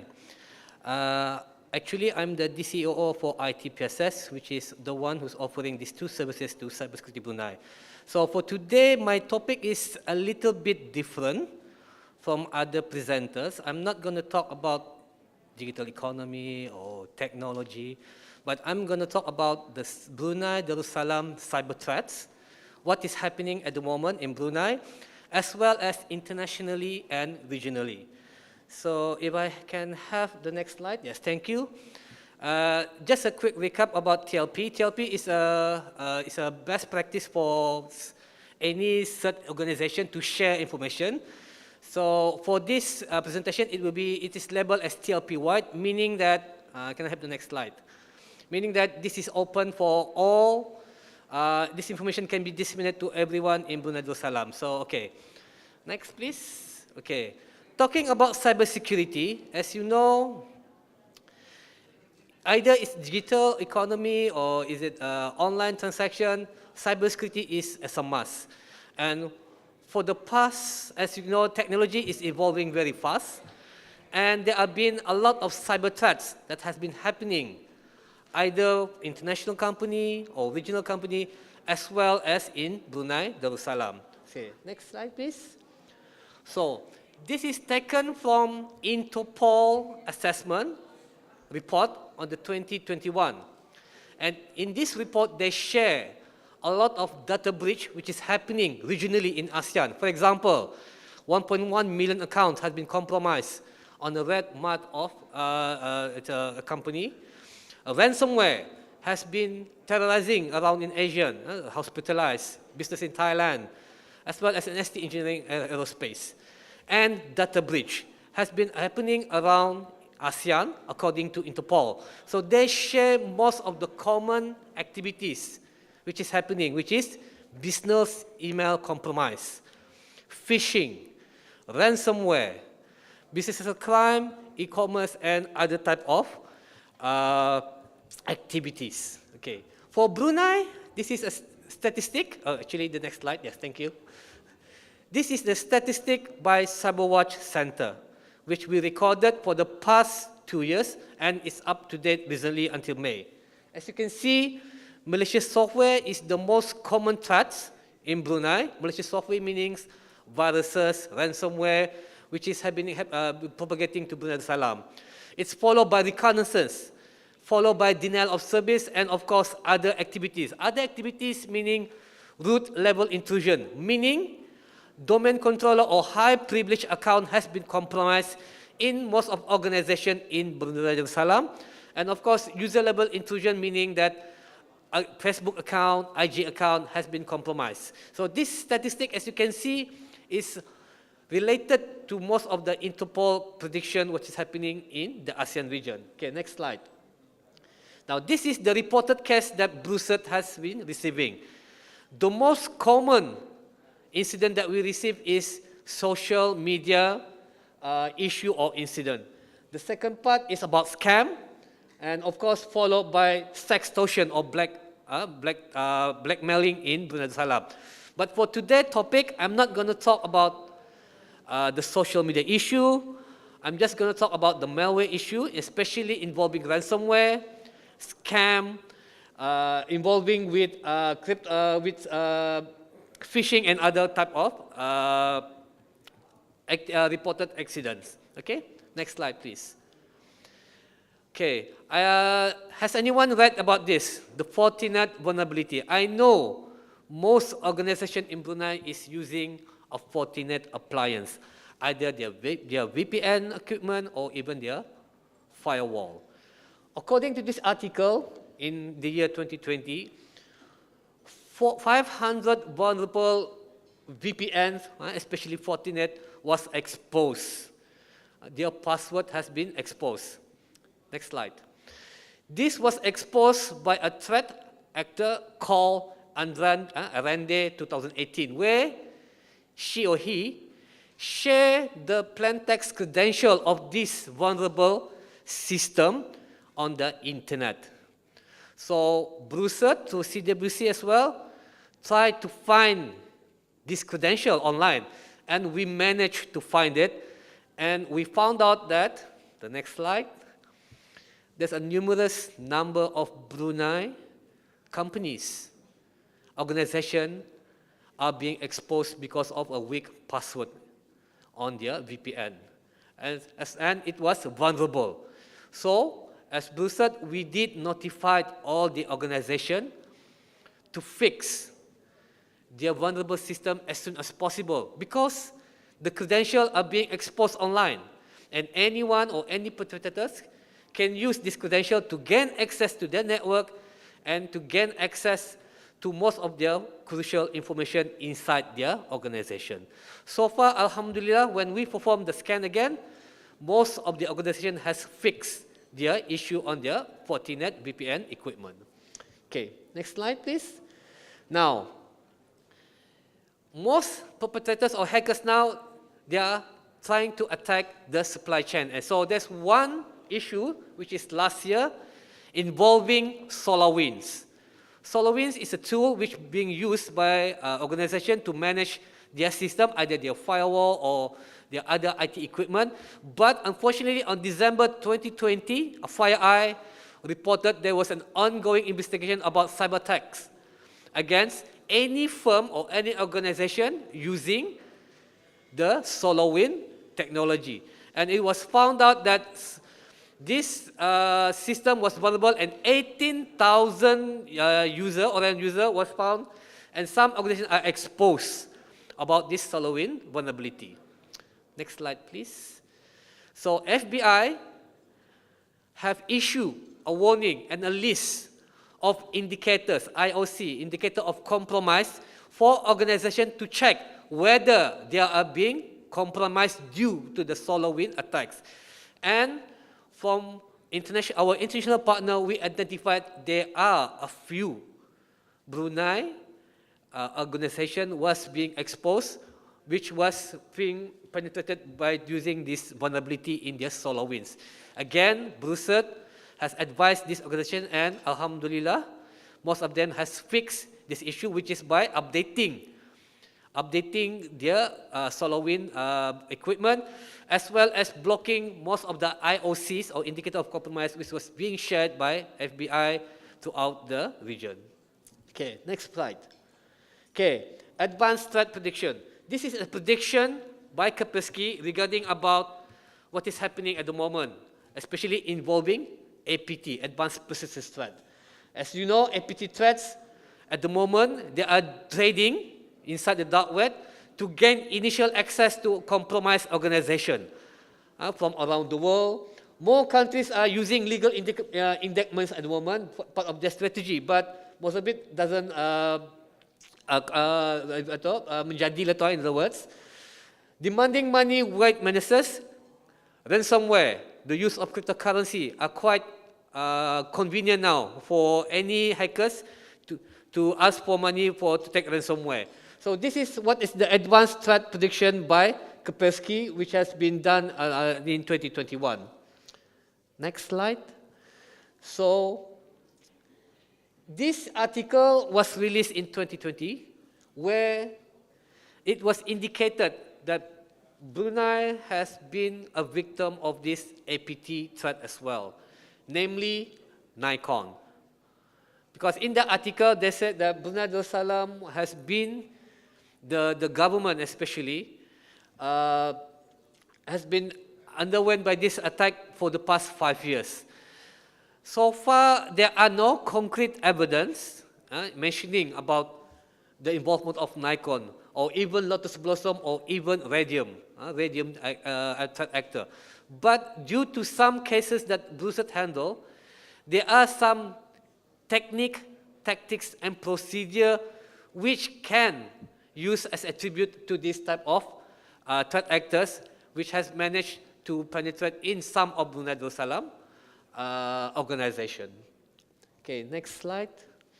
So the use of technology, some basic and unnoticed technology, for example, like PS Exact is a legitimate Microsoft tool which can be used by system administrator. It's being misused by this threat actor to gain access and to gain persistence in our network. The use of Mimikatz, which can escalate privileged account or even less privileged account to become a privileged account, so that they can gain control on your system, so that they can get all your data and exploit your data outside, and to take ransom on you has been being used by using Mimikatz. And to stay persistent, they have to use VPN. Some indicators have shown the use of SoftEater, which is a freely available software. Just download it, install it, and you can make your own personal hub inside the organization network with your computer, and using a normal port such as port 80 or 443. So even you have monitoring, it is quite difficult for analysts to indicate the system has been compromised because of the legitimate use of this port 80 and 443. Okay, next slide. Okay, this is a statistic from BRUCET honeypot. As you can see, it's mostly regarding about ransomware or malware, especially coin miner, generic Trojan, ransomware, and unknown type of malware which is attacking Brunei Darussalam, which is through our BRUCET honeypot sensor. Okay, next slide, please. Okay. And Garmin is, I think, most of Bruneian using Garmin. They have become a victim of ransomware in the July, if not mistaken, 2020. And unfortunately, during that time, most of their customers could not check diorang punya steps, diorang punya health info, because the data has been encrypted. And due to pressure by the customers, it was rumored that government had paid the attacker 10 million so that they can get the decrypt key so that the customer detail can be recovered. So far in Brunei, okay, next slide. So far in Brunei, through our sensor, we did detect some ransomware, namely Grand Crab, the Sendoki atau ransomware, and some of the Conti variant has been detected through our sensor, which means that maybe there are some organizations are being infected by ransomware. We do handle some cases, Bruset, especially the lesser type of ransomware such as Tesla Crypt or Log Crypt type of ransomware in Brunei. Okay, next slide. Okay, lastly, scam. Brunei has been a victim of scam. Even through our statistic, we've been receiving a lot. Bruset has been receiving a lot of scam reports, especially involving Merah Sewa Bank. During the COVID, ada banyak COVID-19, people are trying to scam. Scam cepat kaya apa. So this is the normal tactics have been used for a victim on Brunei Darussalam. Okay, I think that's the end of my presentation, I think. Because due to limited time, I have to cut it short. And I think I have to use this press. There will be no question and answer because I would like that the presenter have a time to present their presentation. So if you have any question, you can always go to booth D10 to D11. So Bruset and IT Process is there, so you can ask me a question or more detail about Bruset services as well as Cyber Center. So thank you. Wabillahi taufiq wal hidayah. Wassalamualaikum warahmatullahi wabarakatuh.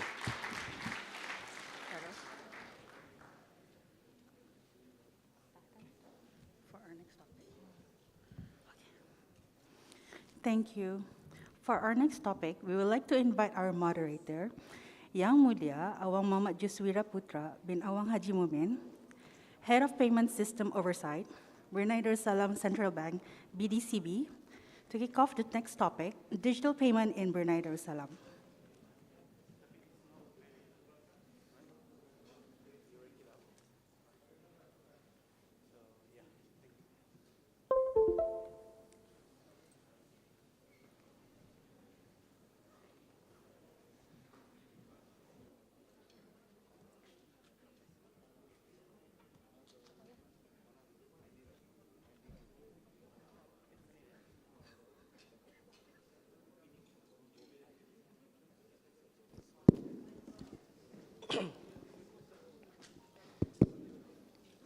Bismillahirrahmanirrahim.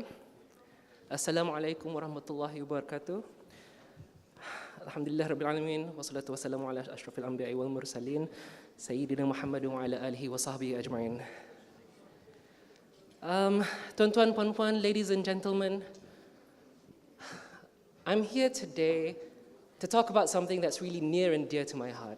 It's something that's been described, I think quite aptly, as the rising tide that raises all the ships, in that it empowers people to take command, to take control of their economic destinies.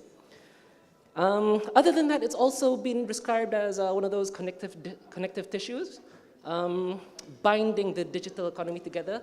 And unfortunately, you know, its importance is often overshadowed by how much it's taken for granted. So what we're going to go through today is hopefully a kind of State of the Union address, and we hope to show you a couple of pictures about what the state of digital payments in our country is. And I can think of no better person to take us through that, to accompany me on this journey with you, than Tuan Hafiz Haslin. He is a Senior Investment Associate from Darussalam Assets, Sendirian Berhad. He sits on the board of directors of several government-linked companies and has been involved in delivering a range of M&A transactions, including the recent nationwide telecoms industry restructuring. Currently, he has the Project Management Office for the Digital Payment Hub Initiative, a flagship project of the Digital Economy Council, which is envisaged to promote nationwide usage of digital payments. Yeah? So let me preface this by saying that we have a fair bit of material to go through. I think we'll sail through those quite quickly because I really want to spend more time on the conversation and maybe some of the Q&A. I think you have QR codes available to scan, so you can send those questions in through Slido, and if we have time, we'll take those on board at the end of, towards the tail end of the discussion today. Right. Bismillah. Great.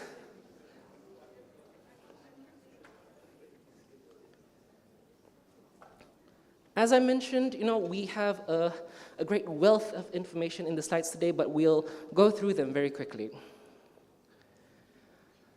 Alhamdulillah, there's been a lot of talk today about the national direction just on digital economy in general.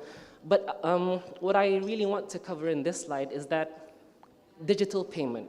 It's not something that I think we want to have in and of itself. It's not something we want to have just for the sake of it. I really feel that it's something that has to feed into something bigger than itself. It has to feed into a larger narrative. It has to feed into a larger national objective. So if you think about the national high-level direction being the digital economy master plan, there's more detail that you can find out there just in terms of policy directions in Bdcb's digital payment roadmap available on the website right now. I'll summarize it. Basically what it says is that we want to digitize payments as much as possible. We want to have a suite of solutions to support that digitalization, while at the same time being able to carry out our mandate in regulating the space, balancing customer welfare and the ability to drive developments and balance those two together. And finally, I think we also want to keep an eye on what's happening in the region, not just ASEAN, not just regionally, but also globally, in order to bring all those benefits that we see happening elsewhere into the country. Now, before I launch into what I think will be quite a dry piece of deck for everybody, let me preface it again by saying this. We are currently working on updating our payment roadmap to include a lot more data points, a lot more insights. We're still cleaning up all the stuff that we are planning to put into Roadmap 2.0, if that's what it's going to be called. So what you see on the slides coming up might not be the final version of what you see in the eventual issuance of 2.0. Now first, people tend to think about digital payments having this kind of adversarial relationship with cash. So the question tends to get flipped. Is cash still king?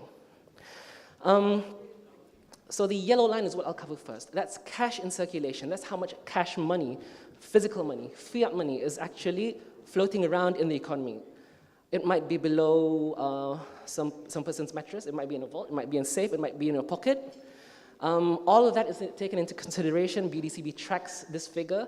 And we can see that it's actually slightly trending upwards, which is surprising given the various waves of pandemicity that we've been through. On the other end of that spectrum is the green line. So that denotes the value of digital payments. And there's more to break this down into. But you can see it crossing over and topping cash in circulation for the very first time in about 2018. In and of itself, that's quite interesting. But I think what's even more interesting than that is that we don't see a negative correlation between these two trend lines. Digital payments is going up, yet cash in circulation has not seen any dips. Zooming in on digital payments properly, so we've sliced and diced it in a couple of different ways. We've looked at channels. So we look at debit card, credit card, web, and mobile, something I think resonates quite well with all the conversations that have taken place today. So on my left-hand side, I think that's the same for you, we see volume, where volume is clearly dominated by cash and credit. Yeah. But on the value side, that's kind of flipped, where web is really, web is really taking off. I mean, there are a couple of assumptions we have to make here. There are a couple of analytical points that we need to make when coming to a conclusion. And those, I think you can look forward to in the roadmap. But I think just for the purposes of today, it really does show that there is a fair amount of digital payment taking place in the country at this point in time. And what accompanies that, I think, is also a plethora of use cases surrounding the usage of digital payment. Again, a different dimension of this is access to digital payment at point of sale. So when we say point of sale, we include payment terminals, we include QR codes, we include anything mobile. And again, very encouraging numbers. We see an uptrend for both number of merchants signed up as well as the actual physical terminals and QR codes being made available to the public. So when we were doing our data collection, we also asked players in the market what they were up to, what they are going to do, and a couple of challenges and enablers later on. And again, I'm sorry for having to summarize all of this, but what we really see is a focus right now, maybe over the past year and a half, where the players have really been looking at enhancing their existing channels. We've looked at what they're doing around introducing new channels. So we see NFC contactless card payment terminals come out into the market. We also see, very encouragingly, new use cases being built around existing channels. So 2020, I think we saw Zakat Fitrah payments being made available through one particular financial institutions, and that was expanded this year. That's really what I mean by expansion of use cases. And going into the future, we asked them to really spitball and think about what they are thinking about doing. Obviously, further enhancements to their existing channels. But interestingly enough, I think we really want to put a zoom in onto this point. There is a clear focus on retail payments. So a lot of stuff has been said about the MSME segments today and how we can support them. So again, I think there's very strong alignment, very, very strong messaging coming out from on high onto all the players in the market right now, and that's showing really, really encouraging signs. Besides that, the application programming interfaces, the APIs, that's a sign of open banking coming up. And what this means is that integrating into players' systems is going to be made easier, and that has knock-on effects to the digital economy as a whole. Now let's move on. What do the players see as challenges, as obstacles to efforts to increase the uptake of digital payments? Oops. Right. Scale. I think this is a no-brainer. It's been said multiple times in multiple fora. Small countries, small population, scale is difficult to achieve. It's difficult to justify the spending that you want to be able to do to bring these kind of solutions in. It's the perennial problem faced by all the players in the market. Besides that, I think I'll just condense it into saying that customer confidence is something that's lacking. I think a story, an anecdote shared was that nobody wants to pay. Nobody wants to use the payment solution if they're going to be stuck at a till with the circle going round and round for 5 minutes and the queue building up behind them. Education, I think, plays into this very importantly. Nobody is going to want to use something that they can't trust, that they don't understand. And I'll use that to segue into the next slide. So it's not all doom and gloom, ladies and gents. I'm glad to say, if we flip that previous slide on its head, these are things that we can and are addressing. Right at the top there, local retail payment infrastructure, which I'll leave to Hafiz to talk about. All of these things you see on the screen can be addressed, not just by us, not just by the team over at HubCo, not just by His Majesty's government, but also the players in the industry themselves. There's going to be a lot of alignment required, a lot of collaboration, coordination, but I'm quite bullish on being able to address all of these, and you can read more about that in Roadmap 2.0. So finally, what's going to happen in the next 2-3 years? We'll continue to carry out our mandate in enhancing and coming up with new regulation, new frameworks, new controls put in place, really with an eye on keeping the customers safe and just financial stability in general. Digital Payment Hub, I think we'll cover later on. But I think there has to be a focus on improving education and awareness. Again, it's a numbers game, it's a scales game. It's always going to be chicken and egg. Are the merchants not going to use it because there are no customers willing to pay them using those solutions? Does that then mean that no customer is going to want to use it because no merchants are offering the option? The bridge, I think, is really upscaling and getting everybody on a level playing field by achieving a common point of understanding, a common level of comfort in using these kinds of solutions that we hope will come into the market. And I think that's a pretty good segue for me to hand the mic over to Tun Hafiz. Thank you.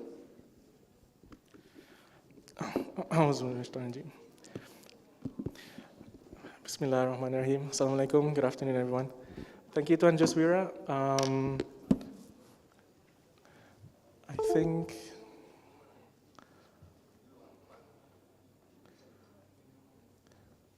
okay.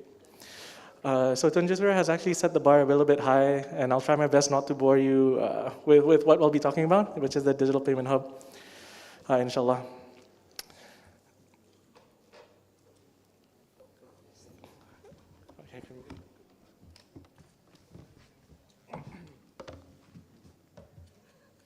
Okay, I think as Tuan Jaswira mentioned, I'll walk everyone through what the current payment landscape is like domestically. I think there's a limited adoption of digital transactions, and that's largely attributed to maybe structural and some consumer behavior. The first part is we are facing some delayed payment settlements, non-instant cross-bank fund transfers, and as well as a limited availability of to be able to conduct cross-bank fund transfers in the economy right now.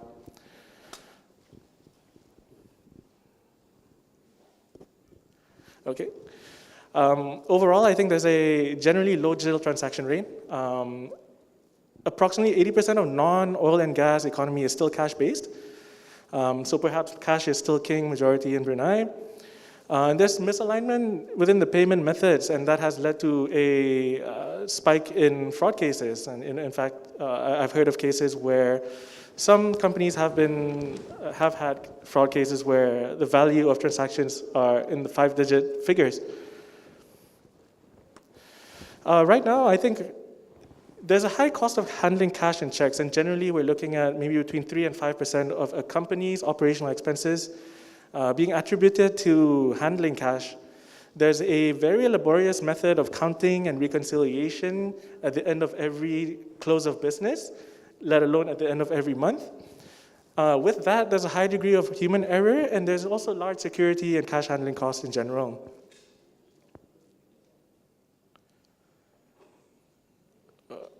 Okay, and lastly, there is no local national payment rail, and there's a heavy reliance on international payment gateways at this point in time. So with all these in mind, the Digital Payment Hub is something that hopes to be able to address all the deficiencies that we see within the current economic landscape. The Digital Payment Hub is envisaged to be owned and operated by a consortium of local banks and Darussalam assets, and is also a flagship project of the Digital Economy Council.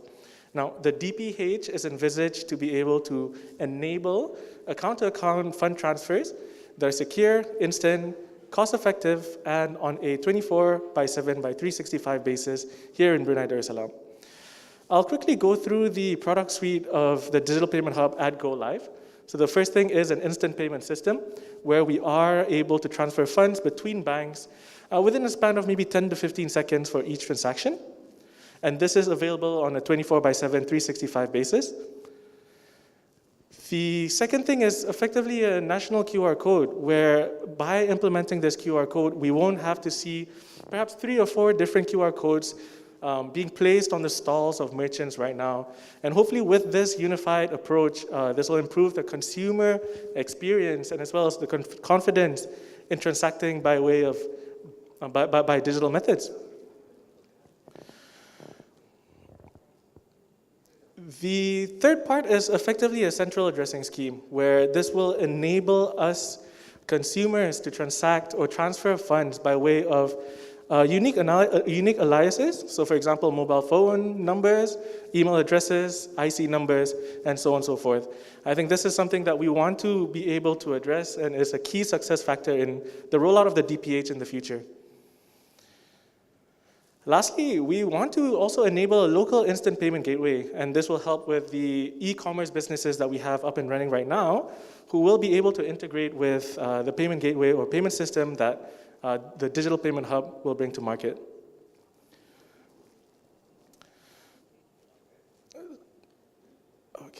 So I think just sort of taking a zooming out a little bit, we just wanted to be able to set the scene as to where we are globally in terms of the roll-up of real-time payment systems. Right now, we're looking at just over 60 jurisdictions having launched their own real-time payment systems. Another 4 are planned to be rolled out this year. Some countries already have real-time cross-border payment capabilities. So for example, Singapore and Thailand. And we do know that Singapore is working with Malaysia and India to be able to have these capabilities as well.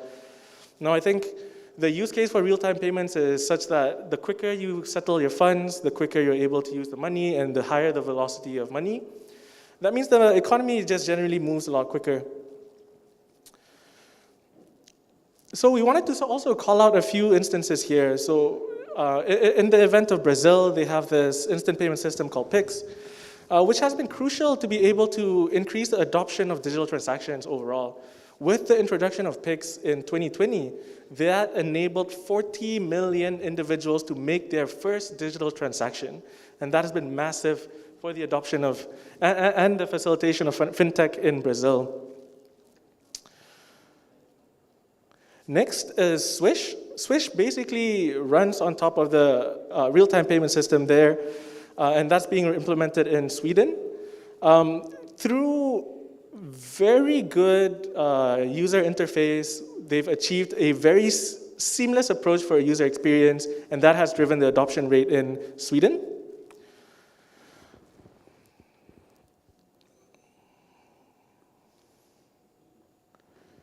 Okay. Yep. Bahrain is a very, very good example as well. We have the Fawri Plus that was implemented quite some time ago. And the benefit pay, what we're seeing in Bahrain is a substantial adoption of real-time transactions. And right now in Bahrain, you can only do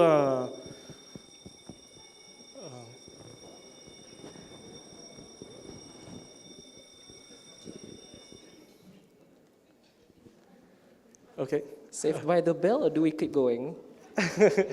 Okay. Okay. So interestingly, in Bahrain, they're seeing a massive adoption of real-time transactions.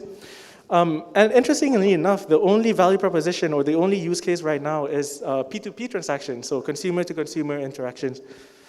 And lastly, we gathered a lot of inspiration from Singapore via PayNow and the fast implementation. Now, what's interesting about Singapore is that they have had fast for quite some time now. And the introduction of PayNow, which is effectively the capability to transfer money by way of mobile phones, really drove the adoption rate for digital transactions. Okay. Very quickly now, the ecosystem benefits are evident here. So we hope to be able to connect the unbanked. So the extreme convenience being brought by the DPH will hopefully drive up the take-up of bank accounts. Instant fund transfers is a given. I think that's one of the product suites, and it has evident effects on the ecosystem. We want to be able to reduce the transaction cost in the market, so competitive tariffs will unlock greater cost savings for the consumers. Fintech or sector innovation, I think that's key. Hubco will be a huge enabler for more innovation within the fintech space. Ecosystem stability is an important one. I think as we are going to be introducing a very secure system, hopefully the fraud rate will see a downward spike. And lastly, again, improved transaction confidence, and this leads to higher adoption rate of digital transactions overall within the economy. Okay, I think in terms of the product roadmap, it's important that we phase this out appropriately. At launch, hopefully, we will see an instant payment system, which will have a national QR code attached to it, a national local payment gateway, and a central addressing scheme. The second part is effectively e-wallet interoperability, where consumers can transfer funds across e-wallets. So Wallet 1 will be able to transfer money to Wallet 2, and we should also enable fund transfers from e-wallets to bank accounts. And lastly is the cross-border instant payments. And I think this is where we have integration with RTP or real-time payment service operators regionally as well as globally. I think I'd like to end my presentation there, and maybe we can have a quick chat with Tuan Jaswira here.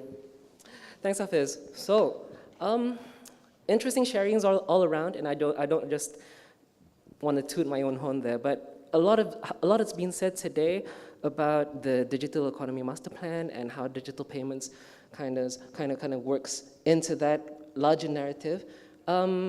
I think it's difficult to appreciate for some people how difficult it is to build something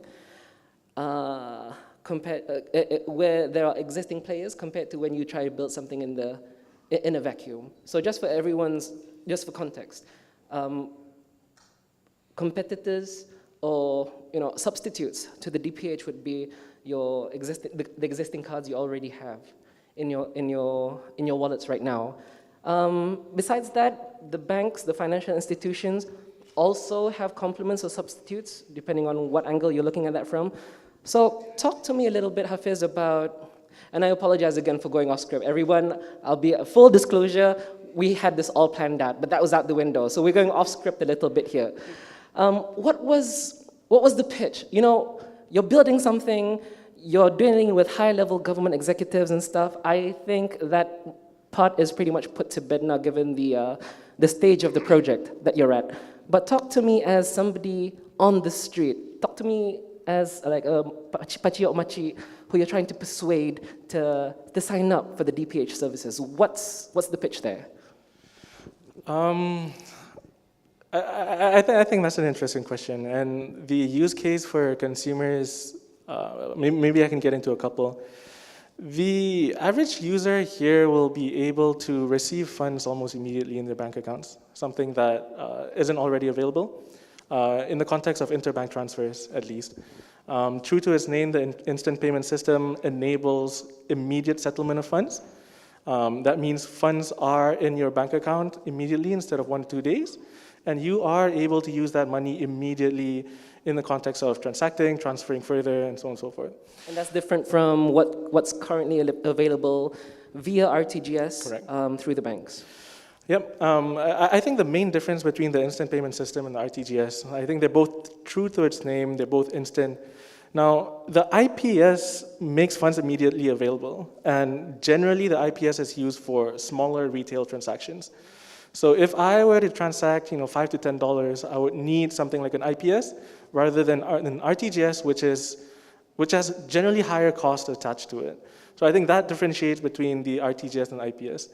Now, I think in the context of general consumers, yes, the Pachi Machi will be able to receive cash faster, but I think there's an evident benefit for vendors and merchants being able to receive the cash immediately, and immediately, as a result of that, keep tabs of how much you've collected throughout the day.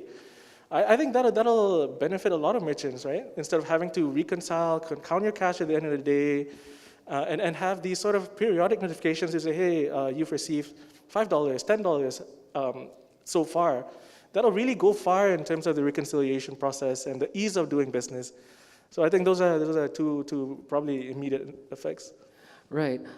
You had this fascinating slide earlier about what's happening in other countries. And that's always interesting. We always have to benchmark ourselves against regional peers. That's fine. But having gone through this entire process from what I think is the very beginning,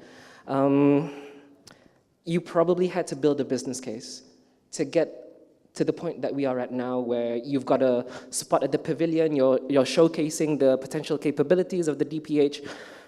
Tell me, what do you think the key success factors of an endeavor like this might be? What does the success or the failure of the DPH hinge on, in your mind? Yeah, I think it's really important, right? The business case is one thing, but the key success factors are probably two things that are interlinked somehow. We have to appreciate the fact that the real-time payment system or an instant payment system is an enabler for many other ecosystem benefits. Just across the world, there have been studies that have been done. For every transaction that you make via a real-time payment system, the cost savings to the economy span from maybe $1 to $3 US. And that averages and changes between the different economies. Now, I think in terms of key success factors, there are quite a few. The first is definitely consumer confidence. Consumers need to be confident in the fact that a digital payment hub can settle your funds The fraud rate is kept at a minimal, and we are true to our word. It's instant. It's available 24/7, 365. And hopefully with the buildup of consumer confidence, we see a higher adoption rate as well. The other thing as well is the consumer experience that they'll be facing. Now, that's extremely important for us to be able to drive adoption of digital rates. Making it, even a shift from 5 steps to be able to complete a transaction to 2 steps, I think that'll really be a deciding factor for our success, for the success of the system as well. Lastly, I think is ecosystem partnership. Now, the Digital Payment Hub is not intended to be a front-facing or retail-facing application software product at all. That means that we need to collaborate with all ecosystem partners, whether it be financial institutions, non-bank financial institutions, payment service providers, to bring the best consumer experience to market that we can possibly get. So I think perhaps those are three main success factors that we were looking at. Fascinating stuff. Are we getting any questions coming in? Could we put that on the screen? Well, I don't know if Hafiz has any questions that he wants to shoot back at me. Yeah, I think in terms of the DPH, I'm curious as to what sort of use cases you'd like to see the DPH roll out in the near future. I know we talked about the QR code, we talked about transferring money using mobile phone numbers, but perhaps I wanted to pick your brains as to what other use cases we could bring to the market. Sure, it's an interesting question. We typically think about payments as something that that the payer, I go to a store, I want to purchase something, I as the person who is making the purchase has to initiate the transaction.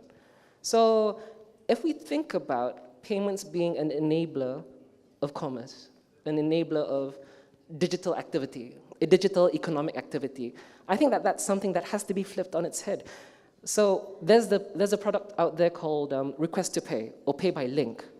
And that really flips that entire model on its head, where the power to initiate a transaction is handed over to the merchant. So I don't have to wait for my customer to pull his phone out. I don't have to wait for my customer to take a look at the invoice. I don't have to send a follow-up letter urging payment within 60 days or something like that, simply because it's too difficult for them to initiate or follow through on that transaction. So if I had a product like that, an electronic invoicing system, perhaps, that I could then email or SMS or send via any chat application, where a customer could just take a look, verify the contents and the amount, tap, and that's linked to a bank account or a wallet, and that payment just gets shot through quick. Think about how that would address all that friction that you were talking about, 5 steps to 2 steps.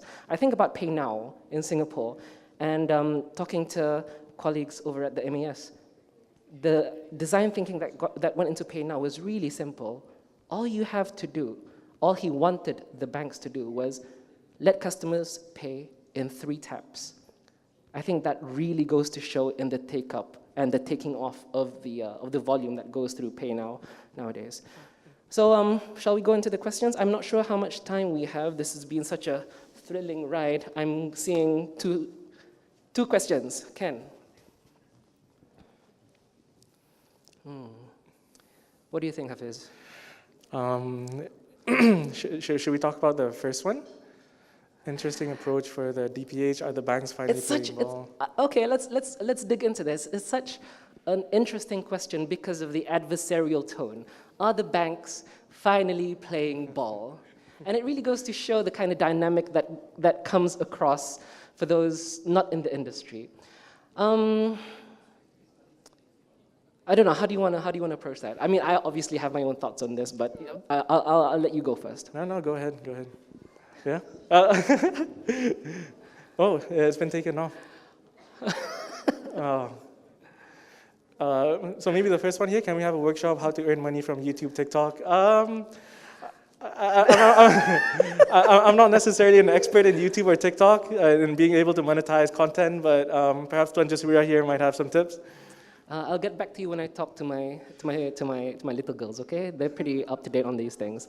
But let's talk about approach for the DPH. Banks finally playing ball. Why don't you start? No, I think elsewhere we're seeing that these real-time payment systems are being introduced to market via a consortium of different banks. And I think here what we have for Digital Payment Hub is the fact that we have a consortium of local banks actually, yes, being part of the consortium, yes, showing intent to be able to roll this out to market. Are the banks finally playing ball? Perhaps I'll jump in there. No comment to that. I do realize that there is this preconception that the banks have resisted this, maybe. I think that is quite true to a certain extent, but only to a certain extent. There are commercial considerations that go into these kinds of plays. And just thinking about the development of the economy, the digital economy, the kind of business models out there, the kind of markets that they can draw revenues from, maybe, and just maybe, those particular pieces, those particular elements were not there in enough size for them to be able to sustainably run something of this nature. Now, I think those elements are finally creeping up. We see something like people asking about YouTube and TikTok, which is a strong indicator of the digital economy. So I think that plays in there very well. But I will again concede that something as lofty as having our own piece of infrastructure, which, make no mistake, it is quite a lofty ambition, does require a bit of a nudge from parties on high, from the regulators. It does require a lot of coordination, a lot of messaging, and a lot of coordination. So while I do see the sentiment playing ball, quote unquote, it really was just realizing how big of a pie there was, and then just really recognizing the value in collaborating on that. Okay, just probably a time check. Do we still have time for, no? Yes, one more? No? Okay, we're getting nods. Okay, perhaps this one, very relevant question here for SMEs looking to expand into non-local markets. When will Brunei be able to accept PayPal transactions? I think, sure. Tuanjas? I can cover that quite easily. We came out with publication in the local newspapers as well as during LegCo.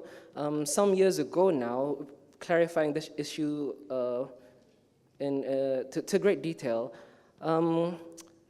The ability of PayPal to open up that particular functionality in our country is a purely commercial decision. So the ball really is in their court, whether they want to make that functionality available to customers in Brunei. I'm talking specifically about the receive function. We are able to pay quite well, quite easily here. And again, from the horse's mouth, without revealing too much, it's something that we've talked about today already. It's scale. Opening up these kind of payment rails and the associated correspondent banking relationships, KYC, AML risks. It's a really big can of worms you open when you delve into, or when you enter into a market. And weighing the benefits against the costs, I suppose what happened within PayPal's walls was that it just wasn't a great decision for them to do so. Okay. Okay, I think we've run out of time here, Tuanjas. So, thank you very much to everyone for lending us your ears. Thank you very much to the Secretariat and our colleagues at the side for inviting us to deliver our talk today. It's an exciting space. Keep your eyes glued to what Hafiz and team are doing over at the pavilion in the middle over there, and thank you very much. Thank you, everyone.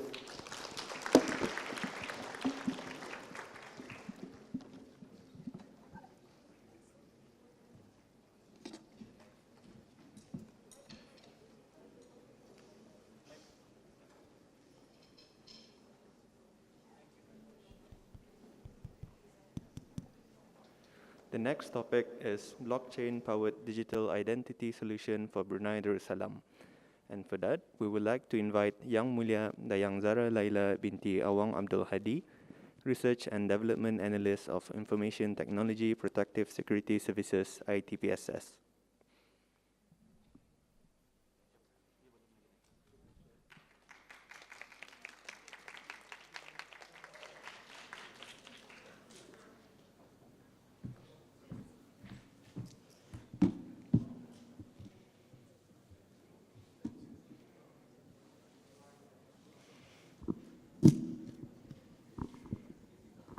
Assalamualaikum warahmatullahi wabarakatuh. I would like to thank the Ministry of Transport and Info Communications and the Authority for Info Communications Technology Industry for inviting me to speak on behalf of ITPSS today. The Information Technology Protective Security Services is the leading cybersecurity solutions provider in Brunei Darussalam. Our company consists of all trained Bruneian professionals in various fields of cybersecurity, such as digital forensics, network security, blockchain, and so on. I am Zara Laila, an analyst under the Research and Development Division focused on blockchain-related solutions. I possess a master's in information security, where I previously produced a conference proceeding paper providing academic credential verification using blockchain for Brunei Darussalam, which may be found on Google Scholar. And I also have a bachelor's degree in computer science. I hold various blockchain-focused certifications and continue to expand my knowledge and training as we speak. I'm actually part of a dream team led by Tuan Fahmi Osman, whom we actually refer to as a genius, and two other highly trained blockchain developers, Safwan Ahman and Hazik Hamzani. The development of our digital identity solution is greatly supported by a team of highly trained AI experts and infrastructure network security experts. We actively consult other cybersecurity experts to ensure the integrity of our project and the data is protected and maintained.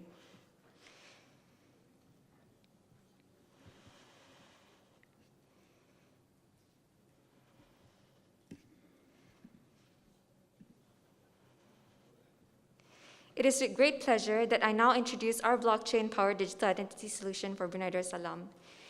Identity initially emerged as nothing more than a PhD proposal.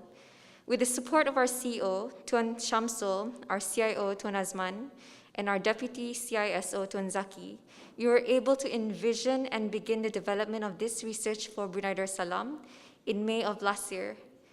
It's been an amazing experience witnessing a theory come alive. This would be any researcher's dream. So what exactly is identity?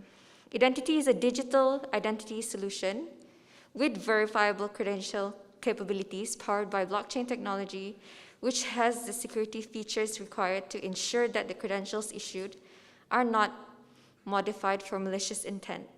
So as what we do in ITPSS is naturally to maintain security. So this is our area of focus here.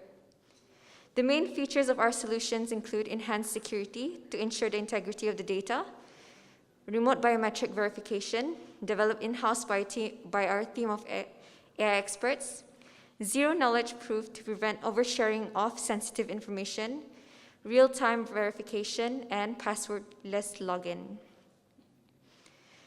As part of our initial research and development phase, we were required to identify problems we currently face in Brunei Darussalam with our conventional system. The first would be the management of multiple usernames and passwords. A person may hold too much login credentials to keep track of.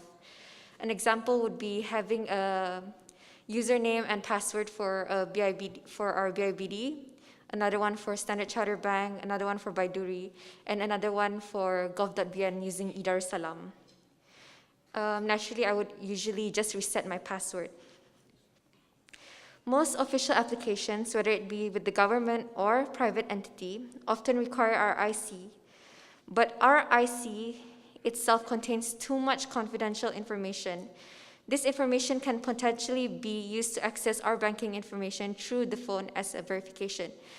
Because when we call, let's say, the bank, they would ask for certain credential IDs like our full name, our address, our date of birth. These are all available on our IC itself. Transactions performed offline, such as providing our IC copy to various organizations and companies, are difficult to keep track of. I personally wouldn't be able to keep track of how many companies currently have a copy of my IC and what they're using it for. Individuals will look for ways to obtain income illegally, create fraudulent identification cards just to apply for a loan, or steal another person's money by accessing their bank accounts using their identity. Unverifiable revocation. How can we immediately determine that a person's credential has already been revoked? If a person had authority to collect money on their company's behalf with a previously issued company ID that they claim they lost upon resignation, they would be able to continue claiming money on the company's behalf. So this has become a problem. The only way to verify this is to contact the company directly. There is no real-time verification. In order to verify a credential, we will be required to contact the credential issuer directly. This may be a very tedious process and time-consuming process for many. An example would be academic certificates. Imagine if we graduated overseas and we wanted to verify that a certain employee did indeed graduate from their university. Even that would take time. Let's also take into consideration the time difference and cost. Finally, centralized database, as opposed to blockchains, possess their own vulnerabilities. If there is no fault tolerance set up to protect the database, they risk losing all their data stored in that centralized database. Misplaced physical credentials. In my whole life, I've only misplaced my IC and birth certificate once. Even that incurred a penalty fee. It was replaceable, but I first had to make a police report. But as for academic credentials, I had much early in my life. It's hopeless for me to obtain them now. Luckily, I don't even need them. These are the issues many, including myself, currently face, not just here in Brunei Darussalam, but overseas as well.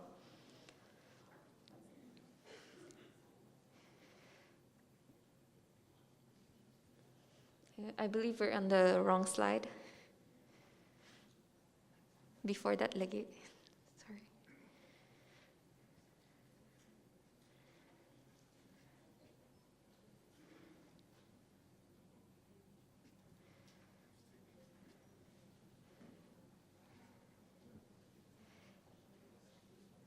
Next. Previous lagi.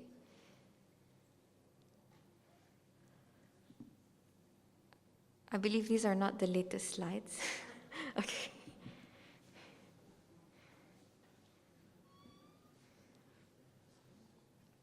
I hope everyone was still able to catch up with the problems I've mentioned earlier.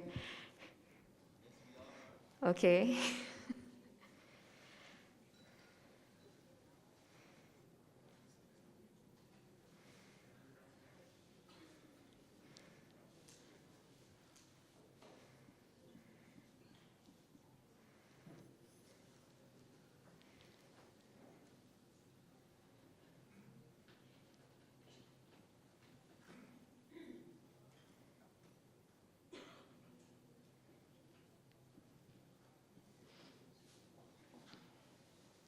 As they prepare the correct slides, I'll just proceed. So in 2020, Brunei Darussalam has become home to approximately 453,000 people, a 36.1% increase of 120,000 people as compared to the year 2000. So that's a 20-year difference when the Smart Identity Card Management was first implemented in Brunei Darussalam. In conformance with Wawasan Brunei 2035 framework, it is fundamental to provide high standards of living for the people of Brunei whilst providing macroeconomic stability.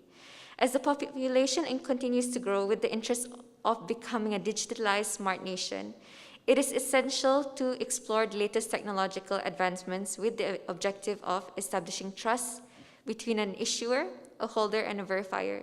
So these are actually three parties involved. An issuer can be someone who provides the credential and identity. A holder would be ourselves, the identity holder, and a verifier who we share that data with regards to government-issued credentials.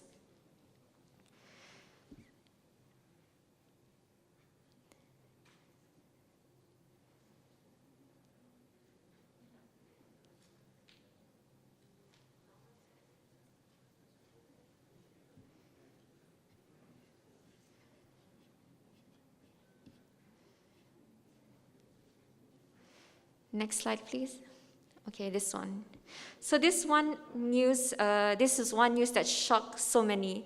The circulation of forged identification cards which were sold off to foreigners.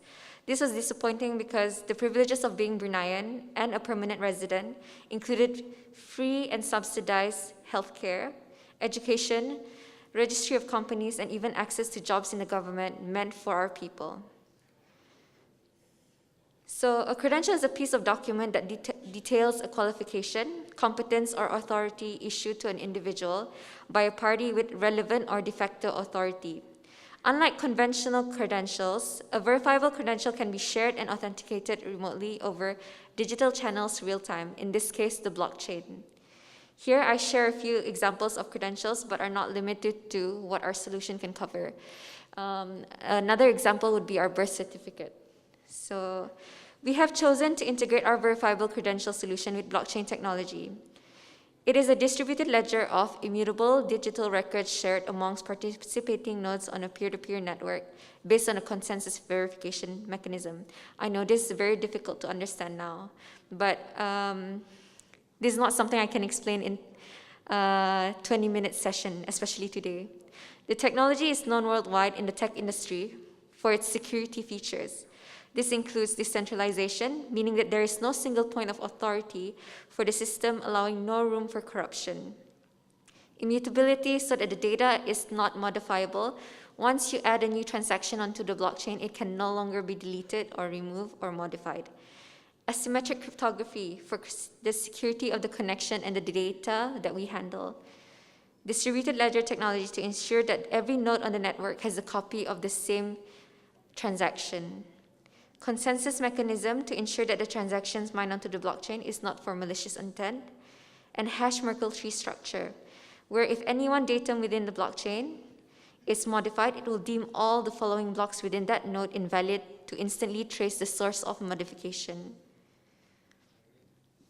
By integrating blockchain technology with the verifiable credentials, we can provide transparency, maintain integrity, immutability, enhance security, distributed ledger architecture, efficiency and automation, auditability and traceability, and reduce transactional costs as we minimize human interference and intermediaries. Previously, I mentioned zero-knowledge proof under identity. So this is one of our main features. Our system now has the ability to share limited data based on the requirement by authorities through selective disclosure or predicate proof without compromising sensitive information. Because the whole objective of implementing identity would be for self-sovereignty. We, as the people, have control over our data. Here I have two examples, selective disclosure and predicate proof. Selective disclosure displays data that is only necessary to prove a requirement, whereas predicate proof avoids displaying information just that a criteria is met or not. I would like to give an example. Let's say I were to become a member at a gym, and they want to know that if I am at least 18 years old. So with selective disclosure, it will hide all my data except for my birthday. As you can see here, my name and date of birth is shown. But with predicate proof, we won't even have to show any data other than the fact that, am I 18? Am I at least 18 years old? Then yes.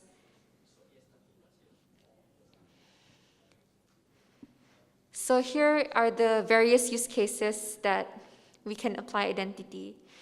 I would like to use, as I'm currently expecting, I would like to use my son, whom I will call Awang, as an example. So when Awang is born, he is issued his first digital identity credential, a birth certificate by JIPK. At 2 years old, Awang applies to school using this JIPK digitally issued birth certificate. We would no longer be required to bring our physical birth certificate to the school for them to verify. Awang receives his first COVID-19 vaccination birth certificate issued by MOH upon completing 2 doses. We can use this to be verified upon when we travel and whatnot, depending on what are the requirements in the future. At 10 years old, MOE issues PSR academic credentials to Awang for secondary school registration. The secondary school can verify the certificate as well. When he turns 12 years old, we will have to enroll his biometric information, which is his face, a picture of his face and his fingerprint into the JIPK system to be integrated with identity. At 15 years old, MOE issues his GCE level academic certificate for pre-university registration. At 16, he registers for a bank account. but he would be required to undergo eKYC. So this is a solution that we're actually providing to private institutions such as banks who need to remotely verify the people or to be done at the premise itself. At 17 years old, MOE issues GCE A-level academic certificate to Awang for his university registration. Sometime after that, Awang applies for a government scholarship at university by verifying previously issued credentials. This would be with MOE. So if they wanted to instantly verify that this academic credential is indeed authentic, they can also use our system. Because based on my previous case study that I've conducted and researched, they have received fake credentials previously from students who have forged them. At 18 years old, JPD issues Awang his first driver's license upon completing his driving test. At 20 years old, he graduates from university with a bachelor's degree, which is issued into his identity. And at sometime after that, he applies for a position with SPA to verify relevant documents. So I've also conducted interview previously with SPA.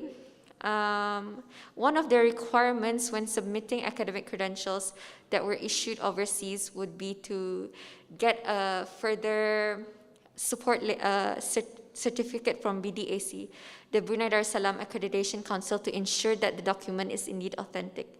So this is one of another way for SPA to instantly verify that the academic credential provided to them is not fake. At 21 years old, Awang begins working for the government and is registered a TAP credential. And at 22 years old, Awang applies for his first car and house loan with the bank using the eKYC of identity. Next slide, please.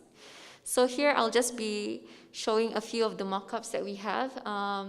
This is the remote biometric verification created by our in-house team of AI experts.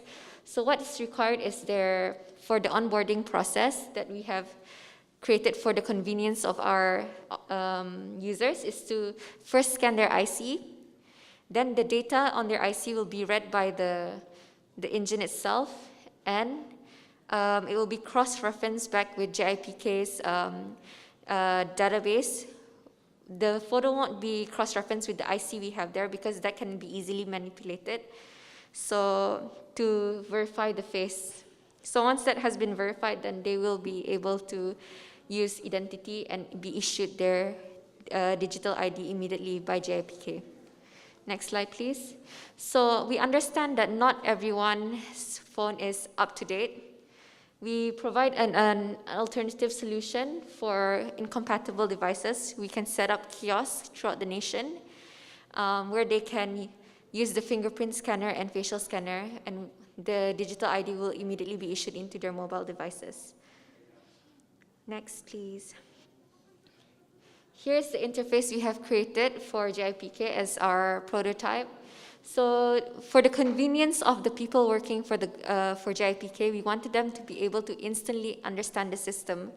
We only have a few buttons to click, and the process is very simple, seamless. So when we want to issue credentials, we just have to click the issue credential button, and it will first show the person's identity details to see for the user to check if it's correct or not. Next slide. Then a QR code. Once that is correct, a QR code is generated for the user to verify from their mobile device. So the user would only have to scan the QR code. Then a lot of technical connection verification is done with the blockchain behind the scene, and the digital ID would be issued into their wallet. But we're not just limiting this to just digital to JIPK issued credentials. This can be academic certificates, driver's license, and so on. Next slide, please. So I mentioned the issue with revocation earlier. I also mentioned that once you add data onto the blockchain, it cannot be removed. So what we're actually doing is we're updating the accumulative, we're adding an accumulator value onto the blockchain to show that the data has actually been revoked. So this allows for instant revocation. Once it has been revoked, this data will no longer be shown on their mobile device. So they can no longer use that identity to apply for anything like a car loan and whatnot. So here we have passwordless login API. So this is just an example of what we're hoping to achieve by the end of the year. We're hoping to, throughout the transition phase, we would still be using Darussalam to log into gov.bn services. But going forward, we're hoping to use Identity to just simply log in using your mobile device by scanning a QR code, and it will automatically log in that individual by reading the JIPK issue data. So this ensures that the person logging in is not anyone else. So it's not as easy as me giving my password to someone else and username and telling them to log into the system. Next slide, please. We are currently within the development phase of our minimum viable product and hope to deploy our finalized product by the end of the year. We call upon the support of various government organizations and private companies to take part in the development of our project to maximize the best delivery of our solution for the people of Brunei. Now that we have reached the end of our presentation, I would like to invite members of the audience to visit our booth at the Smart Nation exhibition to take a look at our demo and address any questions that they may have. Thank you so much.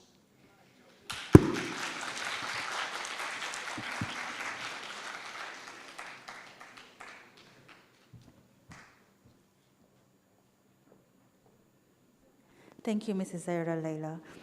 We have now reached our last topic of the day. May we now invite Yang Mulia, Awang Nur Shahrul Nizam bin Awang Osman, Assistant Chief Executive, Industry Development Group of AITI, to present on the topic, Facilitating the Development of Digital Industry and Empowering Human Capability.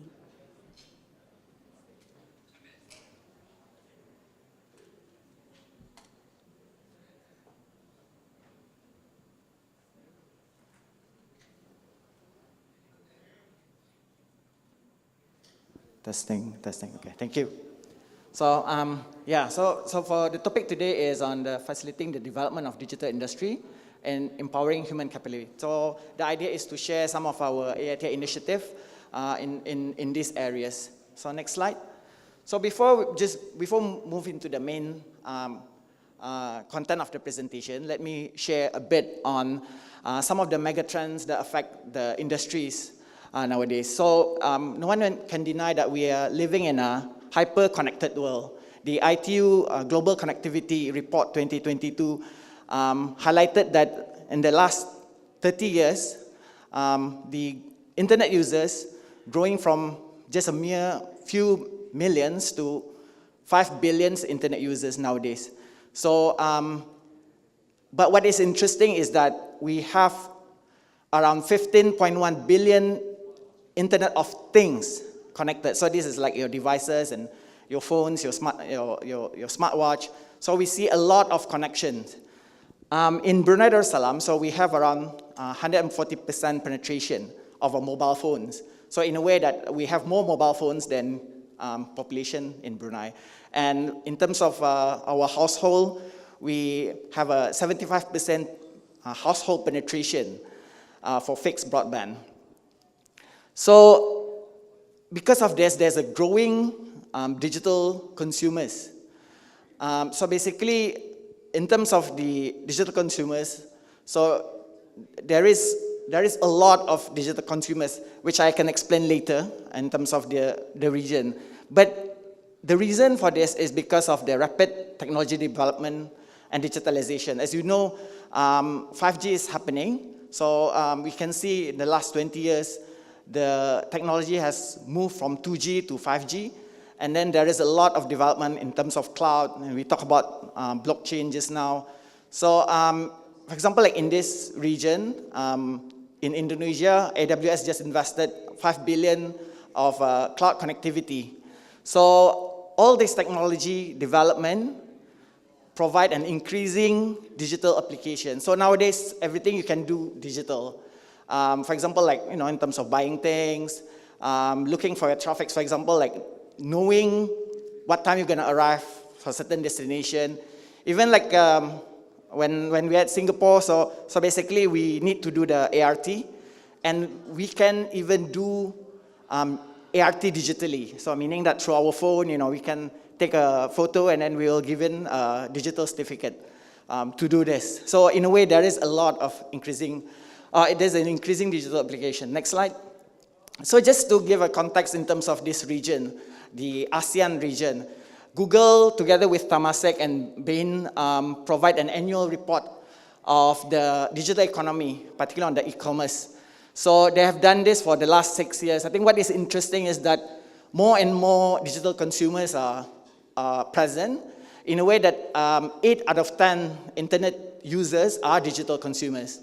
So what we can see in terms of the figures, in 2021, the gross merchandise value is 174 billion, and then it will grow to 363 billion in 2025, and then it will go into a trillion value in 2030.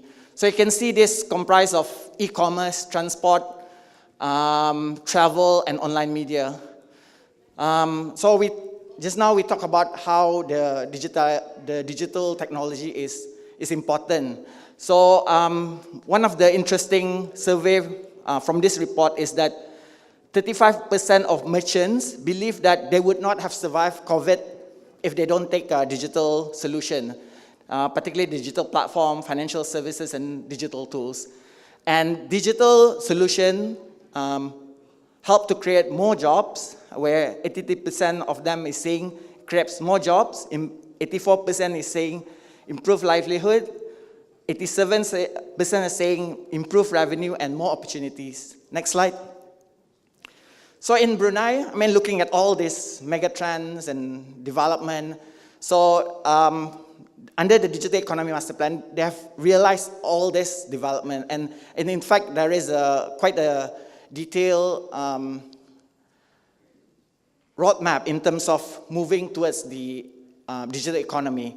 There's 2 things I wanted to highlight here in terms of the strategic thrust of the Digital Economy Master Plan. One is on industry digitalization and manpower.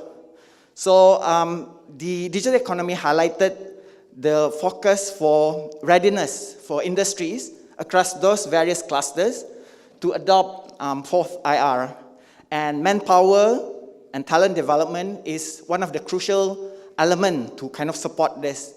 And as Tuan Haji Nazri mentioned just now, the expectation is for all these industries to have their own industry digital plans to kind of help the businesses among the industries to take the opportunity of the digital economy. Next slide. So we are working with AATI together with MTIC, particularly on the Smart Nation Office and BDB. So we try to help the industry cluster to look into how we can digitalize the industry. I mean, we've conducted a few workshops with the industry sectors in the construction, agri-food, and tourism to date. So what we always highlight is, I mean, digitalization or technology is a means to an end. So people need to know that digitalization doesn't mean that having the fanciest gadgets or digital tools. So basically, it starts with the ambition, the motivation to address some of the challenges and how digitalization or technology can help. And when we look into this, so there's various digital maturity assessment or models that we can actually look into and to map. So the question will always, when we engage, what are the challenges? What do we seek to achieve from digitalization? And what capabilities that we have or what the industry have? And basically, there is a lot of model or canvas that we can go through to kind of look into how we can transform companies to be more digitally savvy. Next slide. So, as a simple kind of digital transformation, there is like these 3Ds in terms of digital transformation. One is you digitize, and then you digitalize, and then you do digital transformation. So let's just give a simple example. For example, in terms of your HR management, your leave. So probably in terms of how traditionally we do it as it's paper-based. You need to fill in your leave and then submit to your boss and so forth. So the first step is, can we digitize this? So make like just a form where then you can fill in, and then you can just submit through emails. That eliminates the need for paper-based documents. And then we move further in terms of digitalization. So then we can develop a system where it maps in terms of the HR policies, your leave entitlement, and then and basically in terms of the approval process. And then in terms of transformation, the use of data analytics, for example, you can understand the organization behavior in terms of your leave, the staff leave management and so forth, so to better the organization. So these are the, for example, like example steps of digitalization. I mean, you can go to various kind of areas that we can think of. Next slide. Cisco actually share in terms of a bit more detail.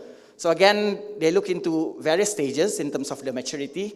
Then they break it down into strategy, organization, processes, technology, and people and scale.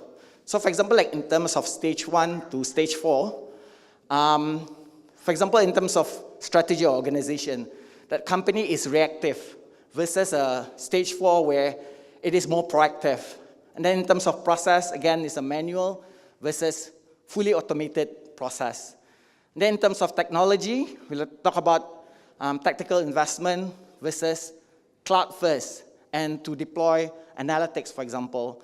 And then in terms of people, having no skill to having the right skill to kind of develop all this application. So next slide. When we did with the AITI did a study with CSPS on the ICT market study. So basically, we use the CSPS used this model to kind of see where we are. I mean, just to share with you, we are in between stage 1 and stage 2 in terms of businesses in Brunei. So just to get in context of the technology, when we survey about 450 MSMEs, so of course there is already a use of technology, but this is in the form of basic technology, for example, like internet, PC, and smartphones. But in terms of, for example, like intermediate, we see the figures is decreasing. For example, the website, 50% are using website and data storage. But as we go a bit more advanced, for example, in terms of data mining, e-commerce, and supply chain management, so the percentage of businesses adopting these technologies is not really high. So next slide. So when we look into this, again, there's opportunity to kind of increase the take-up in terms of these digital solutions. So for us to grow the digital industry, we have to look into a two-pronged approach. One is there is a need to take up this technology. And secondly is whether we can develop or come up with this solution. So we basically look into, for example, like in terms of the demand side. So there is a need for MSMEs to take up. So how we kind of like stimulate this is there is a need to demonstrate or validate some of these projects. It's like how we kind of initiate so that MSMEs think that this is something very relevant and useful for them to take up. And also there is a need to provide support. For example, in terms of financial, technical advisory, and so forth, and so on. On the other hand, is we don't want to just export technology, because in the end, we will ended up just buying technologies, and doesn't actually reflect the growth of our local ICT industry. So, but then there's always a saying is that whether our local company is able to do this, and this leads to in terms of our talent. So there is a need to kind of increase our skill capability in terms of providing certified trainings, retraining, upskilling, and also working between the university and the industry to ensure that these graduates are ready to be industry ready. Next slide.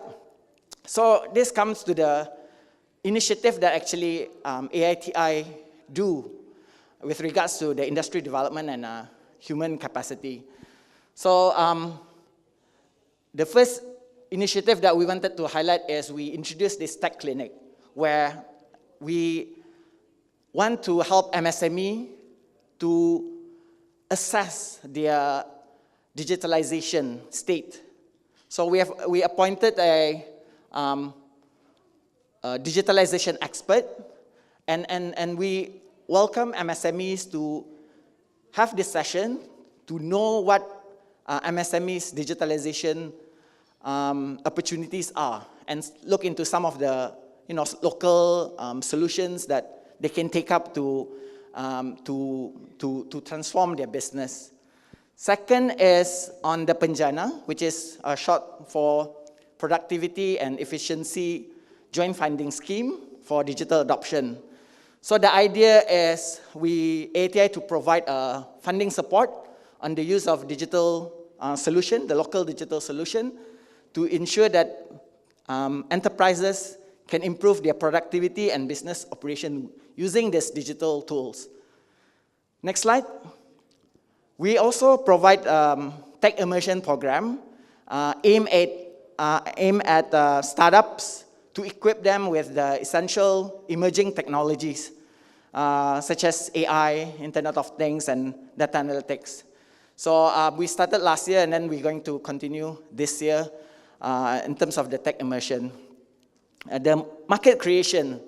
So this is one of the projects that we work with enterprises on a pilot project basis to assist enterprises to look into how they can use data analytics and IoT to see how they can make use of data and use data analytics to better deal with their operation.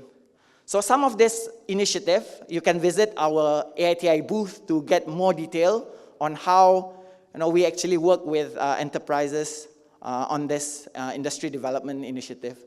Next slide. On the digital skills, we provide the digital upskilling, which is a program to facilitate the upskilling and reskilling of both the youth job seekers and the ICT workforce by providing funding support for them to acquire a certified industry certification. We work with various training providers to ensure that the courses offered are very relevant to the current industry needs. And we also provide a coding.bn. Again, this is targeting for the youth to ensure that they are industry ready.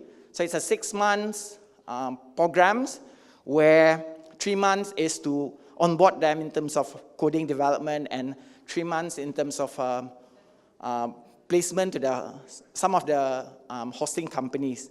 And lastly, AITI, under the MIC, AITI, together with the industry players, developed the Brunei ICT competency framework.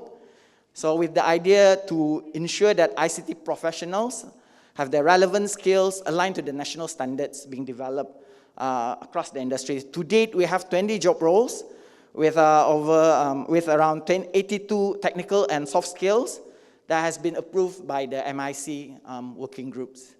So that is all my presentation. Again, for those who are interested to know more about AITI initiative, you can visit our booth, or you can write me an email at nizam.othman@aiti.gov.bn in terms of understanding further or wish to work further with AITI on this initiative. Thank you.